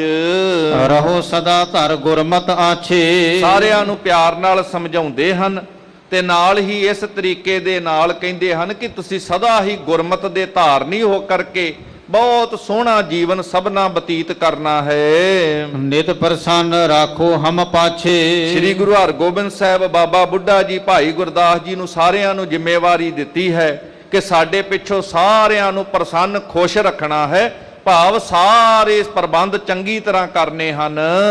ਕਿਨਹੂ ਆਗਿਆ ਭੰਗ ਨਾ ਕਰਨੀ ਕਦੇ ਵੀ ਕਿਸੇ ਪ੍ਰਕਾਰ ਦੀ ਸਾਡੀ ਆਗਿਆ ਜਿਹੜੀ ਹੈ ਇਹ ਕਿਤੇ ਇਸ ਤੋਂ ਬਾਹਰੇ ਨਹੀਂ ਜਾਣਾ। ਜੋ ਗੁਰੂ ਨਾਨਕ ਦੇ ਘਰ ਦੀ ਮਰਿਆਦਾ ਹੈ ਉਹਦੇ ਅਨੁਸਾਰ ਕਾਰਜ ਕਰਨੇ ਹਨ। ਨਿਜਮਤ ਕੀਜੈ ਇਨ ਅਨੁਸਰਨੀ ਤੇ ਸ੍ਰੀ ਗੁਰੂ ਹਰਗੋਬਿੰਦ ਸਾਹਿਬ ਜੀ ਨੂੰ ਬੜੇ ਪਿਆਰ ਦੇ ਨਾਲ ਸਮਝਾਉਂਦੇ ਹਨ ਕਿ ਆਪ ਜੀ ਨੇ ਇਸ ਤਰੀਕੇ ਨਾਲ ਕਾਰਜ ਕਰਨੇ ਹਨ ਕਿ ਨਾਲ ਸੋਹਣੇ ਗੁਰਮਤਿ ਦੀ ਮਰਿਆਦਾ ਅਨੁਸਾਰ ਬਾਬਾ ਬੁੱਢਾ ਜੀ ਭਾਈ ਗੁਰਦਾਸ ਜੀ ਇਹਨਾਂ ਸਾਰਿਆਂ ਨੂੰ ਸਤਿਗੁਰੂ ਪਾਤਸ਼ਾਹ ਕਹਿੰਦੇ ਨੇ ਜਿਹੜੀ ਗੁਰਮਤਿ ਦੀ ਗੁਰੂ ਨਾਨਕ ਦੇ ਘਰ ਦੀ ਮਰਿਆਦਾ ਉਹਦੇ ਤੇ ਪਹਿਰਾ ਦੇ ਕੇ ਉਹਦੇ ਅਨੁਸਾਰ ਹੀ ਸਾਰੇ ਕਾਰਜ ਤੁਸਾਂ ਨੇ ਕਰਨੇ ਹਨ। ਹਰ ਗੋਬਿੰਦ ਕੋ ਪੁਨਹ ਸੁਨਾਈ ਤੇ ਫਿਰ ਸ੍ਰੀ ਗੁਰੂ ਹਰਗੋਬਿੰਦ ਜੀ ਮਹਾਰਾਜ ਵੱਲੋਂ ਚੇਚੇ ਤੌਰ ਤੇ ਸਤਿਗੁਰ ਪਾਤਸ਼ਾਹ ਨੇ ਫਿਰ ਉਹਨਾਂ ਨੂੰ ਸੰਬੋਧਨ ਕਰਦਿਆਂ ਏਦਾਂ ਬਚਨ ਕਹੇ ਹਨ। ਅਦਬ ਰਖੋ ਨਿਤ ਬੁੱਢਾ ਭਾਈ ਕਿ ਤੁਸਾਂ ਨੇ ਬਾਬੇ ਬੁੱਢੇ ਸਾਹਿਬ ਦਾ ਸਦਾ ਸਤਕਾਰ ਕਾਇਮ ਰੱਖਣਾ ਹੈ। ਜਿਮ ਆਗਿਆ ਦੇ ਤੈਸੇ ਰਹਿਣਾ ਜਿਸ ਤਰੀਕੇ ਨਾਲ ਇਹ ਬਚਨ ਕਰਨ, ਕਿਉਂਕਿ ਗੁਰੂ ਨਾਨਕ ਸਾਹਿਬ ਤੋਂ ਲੈ ਕੇ ਹੁਣ ਤੱਕ ਉਹਨਾਂ ਨੇ ਸਿੱਖੀ ਕਮਾਈ ਹੈ। ਧੰਨ ਧੰਨ ਬਾਬਾ ਬੁੱਢਾ ਸਾਹਿਬ ਜੀ ਨੇ ਜਿਨ੍ਹਾਂ ਦੇ ਕੋਲ ਰਹਿ ਕੇ ਸ੍ਰੀ ਗੁਰੂ ਹਰਗੋਬਿੰਦ ਸਾਹਿਬ ਜੀ ਨੇ ਗੁਰਮਤਿ ਦੀ ਸਿੱਖਿਆ ਵੀ ਧਾਰਨ ਕੀਤੀ, ਸ਼ਸਤਰ ਤੇ ਸ਼ਾਸਤਰ ਦੀ ਵਿਦਿਆ ਵੀ ਬਾਬਾ ਬੁੱਢਾ ਸਾਹਿਬ ਜੀ ਦੀ ਦੇਖ ਰੇਖ ਦੇ ਵਿੱਚ ਸਾਰੀ ਪ੍ਰਾਪਤ ਕੀਤੀ ਹੈ। ਇਸ ਕਰਕੇ ਉਹਨਾਂ ਦੇ ਸਤਿਕਾਰ ਵਾਸਤੇ ਬਚਨ ਕਰਦੇ ਨੇ, ਇਹਨਾਂ ਦੀ ਆਗਿਆ ਵਿੱਚ, ਸਤਿਕਾਰ ਵਿੱਚ, ਆਦਰ ਵਿੱਚ ਰਹਿਣਾ। ਨਹਿ ਇਨਕੇ ਸਨਮੁਖ ਕਬ ਕਹਿਣਾ, ਭਾਵ ਇਹਨਾਂ ਦੇ ਸਨਮੁਖ ਕੋਈ ਇਹੋ ਜਿਹਾ ਬੋਲ ਨਹੀਂ ਬੋਲਣਾ। ਭਾਵ ਬਾਬਾ ਬੁੱਢਾ ਸਾਹਿਬ ਦਾ ਆਦਰ ਸਤਿਕਾਰ ਮਾਣ ਕੀਤਾ ਹੈ ਗੁਰੂ ਅਰਜਨ ਸਾਹਿਬ ਪਾਤਸ਼ਾਹ ਮਹਾਰਾਜ ਜੀ। ਆਪਣੇ ਸੇਵਕਾਂ ਨੂੰ ਵੀ ਮਾਣ ਬਖਸ਼ਦੇ ਨੇ, ਸਿੱਖਾਂ ਨੂੰ ਮਾਣ ਬਖਸ਼ਿਸ਼ ਕਰਦੇ ਹਨ। ਦੋਹਰਾ ਸੁਨ ਸ੍ਰੀ ਅਰਜਨ ਕੇ ਬਚਨ, ਬੁੱਢਾ ਆਦ ਜੀ ਦਾਸ। ਇਸੇ ਤਰੀਕੇ ਨਾਲ ਹੁਣ ਸਤਿਗੁਰ ਪਾਤਸ਼ਾਹ ਨੇ ਸਾਰੀ ਸੰਗਤਾਂ ਨੂੰ ਜਦੋਂ ਇਸ ਤਰ੍ਹਾਂ ਸਾਰਿਆਂ ਨੂੰ ਸੰਬੋਧਨ ਕੀਤਾ, ਬਾਬਾ ਬੁੱਢਾ ਜੀ, ਭਾਈ ਗੁਰਦਾਸ ਜੀ, ਸਾਰਿਆਂ ਨੇ ਸਤਿਗੁਰ ਪਾਤਸ਼ਾਹ ਜੀ ਜਦੋਂ ਬਚਨ ਸੁਣੇ ਹਨ।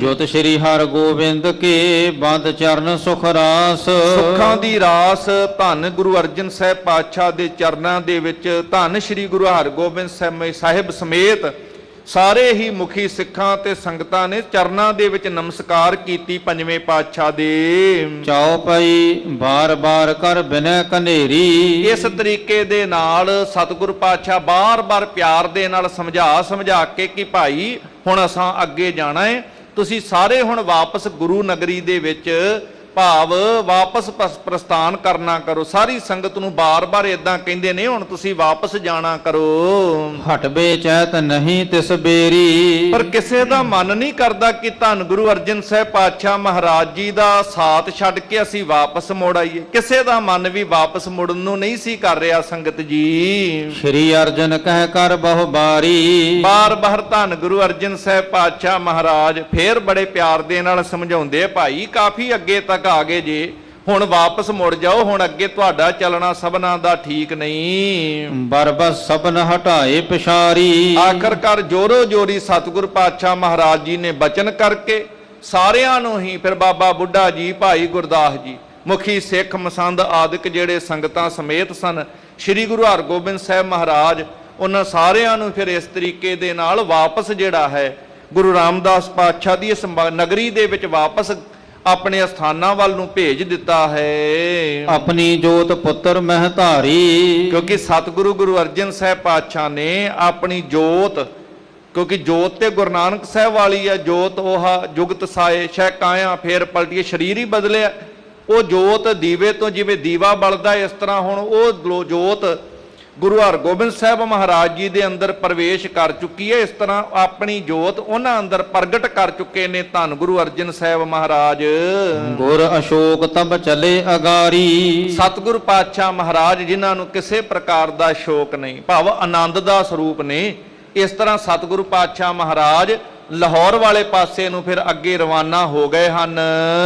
ਪਟਿਓ ਸਿੱਖ ਇੱਕ ਗੋਇੰਦਵਾਲ। ਪਰ ਲਾਹੌਰ ਦੇ ਰਸਤੇ ਤੇ ਤੁਰਦਿਆਂ ਚੱਲਣ ਲੱਗਿਆਂ ਬਾਕੀ ਸੰਗਤਾਂ ਨੂੰ ਜਿੱਥੇ ਵਾਪਸ ਭੇਜਿਆ, ਇੱਕ ਸਿੱਖ ਨੂੰ ਉਚੇਚੇ ਤੌਰ ਤੇ ਸਤਿਗੁਰੂ ਗੁਰੂ ਅਰਜਨ ਸਾਹਿਬ ਨੇ ਗੋਇੰਦਵਾਲ ਸਾਹਿਬ ਜਾਣ ਵਾਸਤੇ ਬਚਨ ਕੀਤਾ ਹੈ। ਪਹੁੰਚੋ ਆਜ ਤਹਾਂ ਬਗ ਚਾਲ। ਕਿ ਤੁਸੀਂ ਇੱਕ ਸਿੱਖ ਨੂੰ ਕਹਿੰਦੇ ਨੇ ਕਿ ਤੁਸੀਂ ਅੱਜ ਹੀ ਜਾ ਕਰਕੇ ਗੋਇੰਦਵਾਲ ਸਾਹਿਬ ਦੀ ਧਰਤੀ ਤੇ ਜਿੰਨੀ ਜਲਦੀ ਹੋ ਸਕੇ ਪਹੁੰਚਣਾ ਕਰੋ।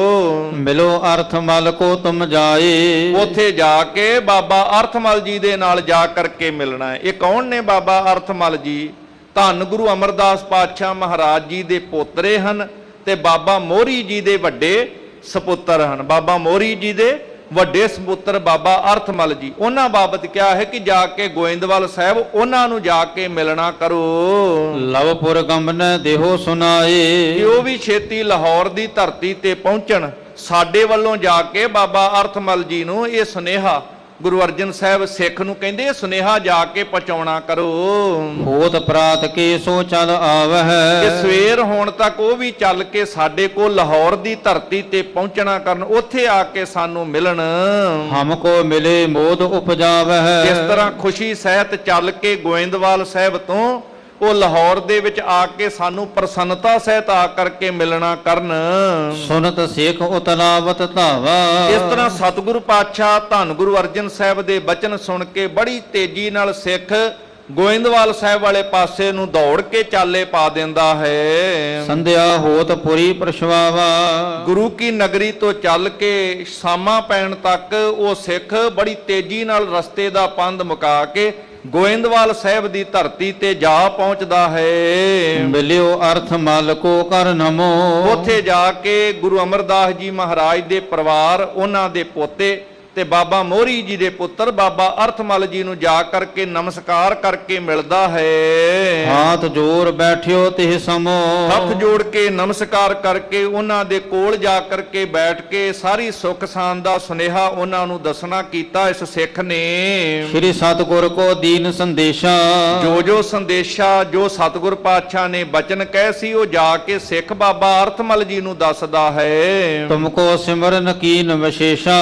ਕਿ ਧੰਨ ਗੁਰੂ ਅਰਜਨ ਸਾਹਿਬ ਮਹਾਰਾਜ ਲਾਹੌਰ ਨੂੰ ਚੱਲੇ ਹਨ ਤੇ ਉਹਨਾਂ ਨੇ ਵਿਸ਼ੇਸ਼ ਤੌਰ ਤੇ ਤੁਹਾਨੂੰ ਯਾਦ ਕੀਤਾ ਹੈ। ਲਵਪੁਰ ਕੋ ਗਮਨੇ ਜਿਸ ਕਾਲ। ਉਸ ਵਕਤ ਜਦੋਂ ਲਾਹੌਰ ਦੇ ਰਾਹ ਪੈ ਗਏ ਸਨ ਤੇ ਤੁਹਾਡੇ ਕੋਲ ਆ ਕੇ ਸੁਨੇਹਾ ਦੇਣ ਵਾਸਤੇ ਸਾਨੂੰ ਕਿਹਾ ਹੈ। ਮੋਕੋ ਕਰਤਾ ਗੀਤ ਵਿਸਾਲ। ਮੈਨੂੰ ਉਚੇਚੇ ਤੌਰ ਤੇ ਇਹ ਵੱਡੀ ਤਕੀਦ ਕੀਤੀ ਹੈ। ਇਹ ਖਾਸ ਕਰਕੇ ਮੈਨੂੰ ਉਚੇਚੇ ਤੌਰ ਤੇ ਇਹ ਬਚਨ ਕਹੇ ਨੇ ਗੁਰੂ ਧੰਨ ਗੁਰੂ ਅਰਜਨ ਦੇਵ ਜੀ ਮਹਾਰਾਜ ਨੇ। ਪ੍ਰਾਤ ਚੜਾਵੋ ਤਿਨ ਕੋ ਜਾਏ। ਜਾ ਕਰਕੇ ਬਾਬਾ ਅਰਥਮਲ ਜੀ ਨੂੰ ਕਹਿਣਾ ਕਿ ਸਵੇਰ ਹੋਣ ਤੇ ਨਾ ਜਿੰਨੀ ਜਲਦੀ ਹੋ ਸਕੇ ਆਪ ਜੀ ਚੱਲ ਕਰਕੇ ਲਾਹੌਰ ਦੇ ਰਸਤੇ ਤੇ ਉੱਥੇ ਪਹੁੰਚਣਾ ਕਰੋ। ਸੁਨ ਆਗਿਆ ਮੈਂ ਆਇਓ ਧਾਏ। ਇਸ ਤਰ੍ਹਾਂ ਗੁਰੂ ਅਰਜਨ ਸਾਹਿਬ ਮਹਾਰਾਜ ਜੀ ਦਾ ਬਚਨ ਮੰਨ ਕੇ ਹੁਕਮ ਮੰਨ ਕੇ ਮੈਂ ਦੌੜਿਆ ਹੋਇਆ ਤੁਹਾਡੇ ਕੋਲ ਸੁਨੇਹਾ ਲੈ ਕੇ ਆਇਆ ਹਾਂ। ਇਮ ਕਹਿ ਬਾਕ ਸੁਨੇ ਬਿਸਮਾਨੇ। ਸਿੱਖ ਦੇ ਪਾਸੋਂ ਇਹ ਬਚਨ ਸੁਣ ਕੇ ਜਿੱਥੇ ਬਾਬਾ ਅਰਥਮਲ ਜੀ ਬੜੇ ਖੁਸ਼ ਹੁੰਦੇ ਨੇ ਕਿ ਗੁਰੂ ਜੀ ਨੇ ਯਾਦ ਕੀਤਾ, ਪਰ ਕਾਰਨ ਨਾ ਸਮਝਣ ਕਰਕੇ ਬੜੇ ਹੈਰਾਨ ਵੀ ਹੁੰਦੇ ਹਨ। ਕਾਰਨ ਕੌਣ ਕਰਤ ਅਨੁਮਾਨੇ। ਇਸ ਤਰ੍ਹਾਂ ਦਾ ਅਨੁਮਾਨ ਲਾਉਂਦੇ ਨੇ, ਸੋਚਦੇ ਨੇ ਕਿਹੜਾ ਕਾਰਨ ਹੋ ਸਕਦਾ ਹੈ, ਅਚਾਨਕ ਸਤਿਗੁਰਾਂ ਨੇ ਮੈਨੂੰ ਕਿਉਂ ਯਾਦ ਕੀਤਾ ਹੈ। ਸ੍ਰੀ ਗੁਰ ਅਮਰ ਅੰਸ਼ ਮਿਲ ਸਾਰੇ। ਧੰਨ ਗੁਰੂ ਅਮਰਦਾਸ ਪਾਤਸ਼ਾਹ ਜੀ ਦਾ ਸਾਰਾ ਹੀ ਪਰਿਵਾਰ ਇੱਥੇ ਉਸ ਸਿੱਖ ਨੂੰ ਜਦੋਂ ਮਿਲਿਆ ਹੈ। ਸਿੱਖ ਸੋ ਬੂਝਦ ਕਰਤ ਵਿਚਾਰੇ। ਤੇ ਸਿੱਖ ਨਾਲ ਮਿਲ ਕਰਕੇ ਸਾਰੇ ਵਿਚਾਰ ਕਰਦੇ ਨੇ, ਗੱਲਬਾਤ ਪੁੱਛਦੇ ਨੇ ਕੀ ਕਾਰਨ ਬਣਿਆ ਹੈ। ਪਠਿਓ ਜੋ ਸ਼ਾਹ ਪਠਿਓ ਪਰਵਾਨਾ। ਕਿ ਸੁਣਿਆ ਹੈ ਕਿ ਸ਼ਾਹ ਨੇ ਕੋਈ ਪਰਵਾਨਾ ਭੇਜਿਆ ਹੈ, ਕੋਈ ਚਿੱਠੀ ਭੇਜੀ ਹੈ ਬਾਦਸ਼ਾਹ ਜਹਾਂਗੀਰ ਦੇ ਵੱਲੋਂ, ਉਹਦੇ ਬਾਰੇ ਦੱਸਣਾ ਕਰੋ। ਜਾਂ ਤੇ ਚਿਤ ਮੈਂ ਚਿੰਤ ਮਹਾਨਾ। ਕਿਉਂਕਿ ਜਦੋਂ ਕੋਈ ਅਹਿਦੀਆ ਸੁਨੇਹਾ ਲੈ ਕੇ ਆਉਂਦਾ ਹੈ ਉਚੇਚੇ ਤੌਰ ਤੇ, ਜੇ ਕਿਸੇ ਕੋ ਟੈਕਸ ਲੈਣਾ ਹੋਵੇ, ਕੋਈ ਜੁਰਮਾਨਾ ਲੈਣਾ ਹੋਵੇ, ਉਹੋ ਜਿਹੇ ਕੰਮਾਂ ਵਿੱਚ ਉਚੇਚੇ ਤੌਰ ਤੇ ਬਾਦਸ਼ਾਹ ਦਾ ਅਹਿਦੀਆ ਜਾਂਦਾ। ਇਸ ਕਰਕੇ ਅਹਿਦੀਏ ਦੀ ਖਬਰ ਸਾਰੇ ਪਾਸੇ ਫੈਲ ਗਈ ਸੀ ਤੇ ਸਾਰਾ ਪਰਿਵਾਰ ਗੋਇੰਦਵਾਲ ਸਾਹਿਬ ਵਾਲਾ ਕਹਿੰਦਾ ਸਾਡੇ ਮਨ ਵਿੱਚ ਬੜੀ ਫਿਕਰ ਹੈ, ਇਹ ਗੱਲ ਸੁਣ ਕਰਕੇ ਅਸੀਂ ਸੋਚਾਂ ਵਿੱਚ ਪਏ ਹਾਂ। ਕਰੇ ਸ਼ਤੁਰਤਾ ਮੂਰਖ ਚੰਦੂ। ਕਿਉਂਕਿ ਪਿਛਲੇ ਸਮੇਂ ਤੋਂ ਜਿਹੜਾ ਮੂਰਖ ਚੰਦੂ ਹੈ ਉਹ ਲਗਾਤਾਰ ਵੈਰ ਕਮਾ ਰਿਹਾ ਹੈ ਗੁਰੂ ਘਰ ਦੇ ਨਾਲ। ਬਿਨ ਦੋਸ਼ਨ ਦੇ ਦੋਸ਼ ਬਿਲੰਦੂ। ਬਿਨਾਂ ਦੋਸ਼ ਤੋਂ ਸਤਿਗੁਰੂ ਪਾਤਸ਼ਾਹ ਦੇ ਉੱਪਰ ਵੱਡੇ ਦੋਸ਼ ਦਿਨ ਰਾਤ ਉਹ ਲਾਉਂਦਾ ਹੈ। ਬਹੁਤ ਵਿਚਾਰਤ ਨਿਸਾ ਬਤਾਈ। ਇਸ ਤਰ੍ਹਾਂ ਗੋਇੰਦਵਾਲ ਸਾਹਿਬ ਦੇ ਵਾਲੇ ਪਰਿਵਾਰ ਨੇ ਵਿਚਾਰਦਿਆਂ ਹੋਇਆਂ ਕਿ ਕੀ ਕਾਰਨ ਬਣਿਆ, ਕਿਉਂ ਬੁਲਾਇਆ ਹੈ ਸਤਿਗੁਰੂ ਗੁਰੂ ਅਰਜਨ ਸਾਹਿਬ ਨੂੰ, ਇਹਨਾਂ ਸੋਚਾਂ ਵਿੱਚ ਸਾਰੀ ਰਾਤ ਸਾਰਿਆਂ ਨੇ ਬਤੀਤ ਕੀਤੀ ਹੈ। ਚੱਲਿਓ ਅਰਥ ਮਲ ਪਿਖ ਅਰੁਨਾਈ। ਇਸ ਤਰ੍ਹਾਂ ਸਵੇਰ ਹੋ ਜਾਂਦੀ ਹੈ। ਸਵੇਰ ਵੇਲੇ ਬਾਬਾ ਅਰਥਮਲ ਜੀ ਫਿਰ ਲਾਹੌਰ ਵਾਲੇ ਪਾਸੇ ਜਿੱਥੇ ਸਤਿਗੁਰਾਂ ਨੇ ਜਾਣ ਵਾਸਤੇ ਬਚਨ ਕੀਤਾ ਸੀ ਉਹ ਲਾਹੌਰ ਦੇ ਰਾਹ ਤੇ ਤੁਰ ਪੈਂਦਾ ਹੈ। ਬਾਬਾ ਅਰਥਮਲ ਜੀ ਚੱਲ ਪੈਂਦੇ ਹਨ ਉਧਰ ਨੂੰ। ਇਤ ਸ੍ਰੀ ਅਰਜਨ ਗੁਰ ਤੇ ਸਮੋ। ਇੱਧਰ ਧੰਨ ਗੁਰੂ ਅਰਜਨ ਸਾਹਿਬ ਪਾਤਸ਼ਾਹ ਮਹਾਰਾਜ ਜੀ ਵੀ ਜਦੋਂ ਲਾਹੌਰ ਦੇ ਰਸਤੇ ਤੇ ਚੱਲ ਕੇ ਅੱਗੇ ਰਵਾਨਾ ਹੋਏ ਸਨ। ਰਾਮਦਾਸਪੁਰ ਕੋ ਕਰ ਨਮੋ। ਗੁਰੂ ਰਾਮਦਾਸ ਪਾਤਸ਼ਾਹ ਦਾ ਇਹ ਪੁਰ, ਇਹ ਨਗਰੀ ਰਾਮਦਾਸ ਪਾਤਸ਼ਾਹ ਦਾ ਨਗਰ ਸ਼੍ਰੀ ਅੰਮ੍ਰਿਤਸਰ ਸਾਹਿਬ, ਇਹਨੂੰ ਬਾਹਰ ਨਿਕਲ ਕੇ ਨਮਸਕਾਰ ਕਰਕੇ ਸਤਿਗੁਰੂ ਜੀ ਸਨੇ ਸਨੇ ਮਗ ਮੈਂ ਪ੍ਰਸਥਾਨੇ। ਹੌਲੀ ਹੌਲੀ ਕਰਕੇ ਸਹਿਜੇ ਸਹਿਜੇ ਕਰਕੇ ਰਸਤੇ ਦਾ ਪੰਧ ਮਕਾਉਂਦਿਆਂ ਹੋਇਆਂ ਜਦੋਂ ਲਾਹੌਰ ਵੱਲ ਨੂੰ ਵੱਧ ਰਹੇ ਸਨ। ਢੇਰੋ ਕਰ ਜਾਮਨ ਗੁਜਰਾਨੇ। ਰਸਤੇ ਦੇ ਵਿੱਚ ਜਦੋਂ ਸ਼ਾਮਾਂ ਪੈ ਗਈਆਂ ਹਨ ਉੱਥੇ ਕੁਝ ਸਮਾਂ ਸਤਿਗੁਰੂ ਪਾਤਸ਼ਾਹ ਨੇ ਲਾਹੌਰ ਤੋਂ ਪਹਿਲਾਂ ਇੱਕ ਥਾਂ ਤੇ ਵਿਸ਼ਰਾਮ ਕੀਤਾ ਹੈ। ਭਈ ਪ੍ਰਾਤ ਹੋਏ ਕਰ ਅਸਵਾਰ। ਫੇਰ ਜਦੋਂ ਰਾਤ ਬਤੀਤ ਹੁੰਦੀ ਹੈ, ਸਵੇਰ ਹੁੰਦੀ ਹੈ, ਸਤਿਗੁਰੂ ਪਾਤਸ਼ਾਹ ਫੇਰ ਆਪਣੀ ਪਾਲਕੀ ਤੇ ਸਵਾਰ ਹੋ ਜਾਂਦੇ ਹਨ। ਪਹੁੰਚਤ ਭੇ ਲਵਪੁਰੀ ਮਝਾਰ। ਤੇ ਲਾਹੌਰ ਦੇ ਅੰਦਰ, ਉਸ ਨਗਰ ਦੇ ਅੰਦਰ ਸਤਿਗੁਰੂ ਪਾਤਸ਼ਾਹ ਜਦੋਂ ਪਹੁੰਚ ਜਾਂਦੇ ਹਨ, ਇੱਕ ਸਾਧੂ ਸਿੱਖ ਗੁਰਮੁਖ ਮਹਾ। ਉਸ ਲਾਹੌਰ ਦੇ ਅੰਦਰ ਬਹੁਤ ਸਾਰੇ ਸਿੱਖ ਪਰਿਵਾਰ ਵਸਦੇ ਸਨ, ਪਰ ਉਹਨਾਂ ਸਾਰੇ ਸਿੱਖ ਪਰਿਵਾਰਾਂ ਦੇ ਵਿੱਚੋਂ ਇੱਕ ਸਿੱਖ ਜਿਹੜਾ ਬੜਾ ਗੁਰਮੁਖ, ਬੜਾ ਪਿਆਰ ਕਰਨ ਵਾਲਾ ਸਤਿਗੁਰਾਂ ਨੂੰ, ਉਹਦਾ ਨਾਮ ਭਾਈ ਸੱਧੂ ਜੀ, ਜੋ ਉਹਦੇ ਘਰ ਦੇ ਬਾਰੇ ਵਿੱਚ ਸਤਿਗੁਰ ਪਾਤਸ਼ਾਹ ਮਹਾਰਾਜ ਉਸ ਪਾਸੇ ਚਾਲੇ ਪਾਉਂਦੇ ਹਨ। ਕਰਤ ਪ੍ਰਤੀਖਨ ਬਾਸੈ ਤਹਾਂ, ਜਿਹੜਾ ਭਾਈ ਸੱਧੂ ਲੰਮੇ ਸਮੇਂ ਤੋਂ ਸਤਿਗੁਰ ਪਾਤਸ਼ਾਹ ਦੀ ਉਡੀਕ ਕਰ ਰਿਹਾ ਸੀ ਕਿ ਕਦੋਂ ਸਤਿਗੁਰੂ ਜੀ ਆ ਕੇ ਮੈਨੂੰ ਦਰਸ਼ਨ ਦੇਣ।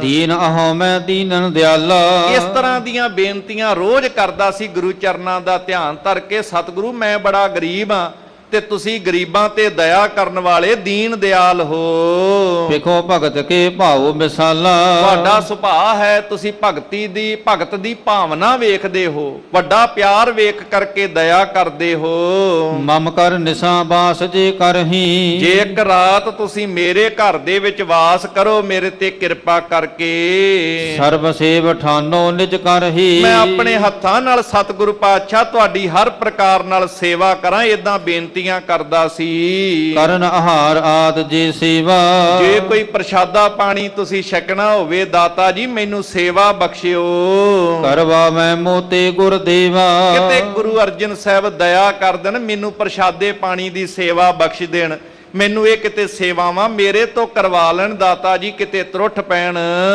ਬਨੋ ਕਰਤਾਰਥ ਪੂਰਹਿ ਆਸਾ, ਕਿਤੇ ਦਾਤਾ ਜੀ ਮੇਰੇ ਘਰ ਆ ਜਾਣ, ਮੈਨੂੰ ਇਹ ਸੇਵਾ ਬਖਸ਼ ਦੇਣ, ਮੇਰਾ ਜੀਵਨ ਸਫਲ ਹੋ ਜੇ, ਮੇਰੀ ਆਸ ਪੂਰੀ ਕਰ ਦੇਣ। ਸਿਮਰਤ ਸਤਿਗੁਰ ਧਰ ਪਰਵਾਸਾ, ਇਸ ਤਰ੍ਹਾਂ ਭਰੋਸਾ ਰੱਖ ਕੇ ਸਤਿਗੁਰਾਂ ਦਾ ਨਿਤ ਸਿਮਰਨ ਕਰਦਾ ਸੀ। ਨਿਸ ਦਿਨ ਜਿਸਕੇ ਉਰ ਲਿਵ ਲਾਗੀ, ਦਿਨ ਰਾਤ ਜਿਹਦੇ ਹਿਰਦੇ ਵਿੱਚ ਗੁਰੂ ਪਿਆਰ ਦੀ ਇਹੋ ਜੀ ਲਿਵ ਲੱਗੀ ਹੋਈ ਸੀ। ਮੈਂ ਕੇ ਸਮੇਂ ਬਨਹੁ ਵੱਡ ਭਾਗੀ, ਦਾਤਾ ਜੀ ਕਦੋਂ ਮੇਰੇ ਭਾਗ ਜਾਗਣਗੇ, ਤੁਸੀਂ ਮੇਰੇ ਘਰ ਵਿੱਚ ਆ ਕੇ ਇਸ ਘਰ ਦੇ ਵਿੱਚ ਬਖਸ਼ਿਸ਼ ਵਰਤਾਓਗੇ, ਸੇਵਾ ਬਖਸ਼ੋਗੇ। ਕੀਰਤਨ ਮੇਲ ਕਰਤ ਬਹੁ ਤੇਰਾ, ਦਿਨ ਰਾਤ ਸੰਗਤ ਦੇ ਨਾਲ ਜੋੜ ਮੇਲਿਆਂ ਵਿੱਚ ਜੁੜ ਕੇ ਜਿੱਥੇ ਕੀਰਤਨ ਹੁੰਦਾ ਹੈ ਉੱਥੇ ਹਾਜ਼ਰੀਆਂ ਲਵਾਉਂਦਾ ਸੀ ਇਹ ਸਿੱਖ ਭਾਈ ਸੱਧੂ। ਹਿਰਦੇ ਪ੍ਰਤੀਖਤ ਸੰਜ ਸਵੇਰਾ, ਦਿਨ ਰਾਤ ਸਵੇਰ ਸ਼ਾਮ ਉਡੀਕ ਵਿੱਚ ਹੈ ਕਦੋਂ ਗੁਰੂ ਅਰਜਨ ਸਾਹਿਬ ਮੇਰੇ ਘਰ ਤੇ ਬਖਸ਼ਿਸ਼ ਕਰਨ। ਕਰਨ ਕਾਮਨਾ ਪੂਰਨ ਤਾਹੀ, ਅੱਜ ਇਸ ਸਿੱਖ ਦੀਆਂ ਅਰਦਾਸਾਂ ਨੂੰ ਮਾਨੋ ਭਾਗ ਲੱਗਣ ਵਾਲਾ ਉਹਦੀ ਕਾਮਨਾ ਪੂਰਨ ਵਾਸਤੇ ਸਭ ਤਜ ਗਏ ਸਿੱਖ ਘਰ ਮਾਹੀ। ਸਾਰੇ ਲਾਹੌਰ ਦੇ ਬਾਕੀ ਸਿੱਖਾਂ ਦੇ ਘਰ ਛੱਡ ਕੇ ਸਤਿਗੁਰੂ ਜੀ ਇਹਦੇ ਘਰ ਵੱਲ ਨੂੰ ਚਾਲੇ ਪਾਉਂਦੇ ਹਨ। ਊਚ ਨੀਚ ਕੀ ਪਰਖ ਨ ਕੋਈ, ਕਿਉਂਕਿ ਸਤਿਗੁਰੂ ਪਾਤਸ਼ਾਹ ਇਹ ਨਹੀਂ ਵੇਖਦੇ ਕੌਣ ਅਮੀਰ ਗਰੀਬ, ਕੌਣ ਉੱਚਾ ਕੌਣ ਨੀਵਾਂ। ਸਤਿਗੁਰੂ ਦੇ ਘਰ ਦੇ ਵਿੱਚ ਕਿਸੇ ਨਾਲ ਵਿਤਕਰਾ ਨਹੀਂ ਹੈ। ਪ੍ਰੇਮ ਬਲੋਕਤ ਹਰ ਗੁਰ ਸੋਈ, ਗੁਰੂ ਤੇ ਪਰਮੇਸ਼ਰ ਦਾ ਇਹੋ ਬਿਰਧ ਹੈ, ਉਹ ਤੇ ਕੇਵਲ ਪ੍ਰੇਮ ਦਾ ਭੁੱਖਾ ਹੈ। ਜਿਹਦੇ ਹਿਰਦੇ ਦਾ ਪ੍ਰੇਮ ਤੇ ਭਾਵਨਾ, ਸਤਿਗੁਰੂ ਉਸ ਪ੍ਰੇਮ ਦੀ ਭਾਵਨਾ ਨੂੰ ਵੇਖ ਕੇ ਬਖਸ਼ਿਸ਼ ਕਰਦੇ ਨੇ। ਜਿਵੇਂ ਇੱਧਰ ਭਾਈ ਸੱਧੂ ਬੇਨਤੀਆਂ ਕਰਦਾ। ਹੁਣ ਕੌਣ ਹੈ ਭਾਈ ਸੱਧੂ, ਜਿਹਨੂੰ ਭਾਈ ਸੱਧੂ ਵੀ ਲਿਖਿਆ? ਇਹਦਾ ਪਿਛੋਕੜ ਕੀ ਹੈ, ਕਿਸ ਪਰਿਵਾਰ ਨਾਲ ਸੰਬੰਧ ਰੱਖਦਾ, ਇਤਿਹਾਸ ਵਿੱਚ ਇਹਦਾ ਨਾਂ ਕਿਉਂ ਆਉਂਦਾ ਹੈ, ਕਿਵੇਂ ਸਤਿਗੁਰੂ ਜੀ ਦੇ ਘਰ ਵਿੱਚ ਬਖਸ਼ਿਸ਼ਾਂ ਵਰਤਾਉਂਦੇ ਹੈ। ਤੇ ਫਿਰ ਜਿੱਥੇ ਇਹਦੇ ਇਤਿਹਾਸ ਨਾਲ ਸਾਂਝ ਪਾਵਾਂਗੇ, ਉਧਰ ਦੂਸਰੇ ਪਾਸੇ ਬਾਬਾ ਅਰਥਮਲ ਜੀ, ਉਹ ਵੀ ਗੋਇੰਦਵਾਲ ਸਾਹਿਬ ਤੋਂ ਆ ਕੇ ਮਿਲਦੇ ਆ। ਕਿਵੇਂ ਇਸ ਥਾਂ ਤੇ ਸਤਿਗੁਰੂ ਪਾਤਸ਼ਾਹ ਦੇ ਚਰਨਾਂ ਵਿੱਚ ਸੰਗਤਾਂ ਜੁੜਦੀਆਂ ਨੇ। ਇਹ ਲਾਹੌਰ ਦੇ ਜਿਹੜੇ ਪ੍ਰਸੰਗ ਨੇ ਆਪਾਂ ਕੱਲ ਦੇ ਦੀਵਾਨ ਦੇ ਵਿੱਚ ਅੱਗੇ ਸਤਿਗੁਰੂ ਦੀ ਕਿਰਪਾ ਸਦਕਾ ਵਿਚਾਰਨ ਦਾ ਯਤਨ ਕਰਾਂਗੇ। ਸਤਿਗੁਰੂ ਕਿਰਪਾ ਕਰਨ, ਸਭ ਦੀ ਹਾਜ਼ਰੀ ਸੇਵਾ ਦਰ ਤੇ ਪ੍ਰਵਾਨ ਕਰਨ। ਸਭ ਦਾ ਧੰਨਵਾਦ। ਗੁਰੂ ਗ੍ਰੰਥ ਸਾਹਿਬ ਜੀ ਦਾ ਸ਼ੁਕਰਾਨਾ। ਭੁੱਲ ਚੁੱਕ ਦੀ ਖਿਮਾ, ਖੀਰਲੀਆਂ ਪੰਕਤੀਆਂ ਪੜ੍ਹ ਕੇ ਸਮਾਪਤੀ ਹੈ ਜੀ। ਕਰਨ ਕਾਮਨਾ ਪੂਰਨ ਤਾਹੀ, ਸਭ ਤਜ ਗਏ ਸਿੱਖ ਘਰ ਮਾਹੀ। ਊਚ ਨੀਚ ਕੀ ਪਰਖ ਨ ਕੋਈ, ਪ੍ਰੇਮ ਬਿਲੋਕਤ ਹਰ ਗੁਰ ਸੋਈ। ਵਾਹਿਗੁਰੂ ਜੀ ਕਾ ਖਾਲਸਾ, ਵਾਹਿਗੁਰੂ ਜੀ ਕੀ ਫਤਿਹ।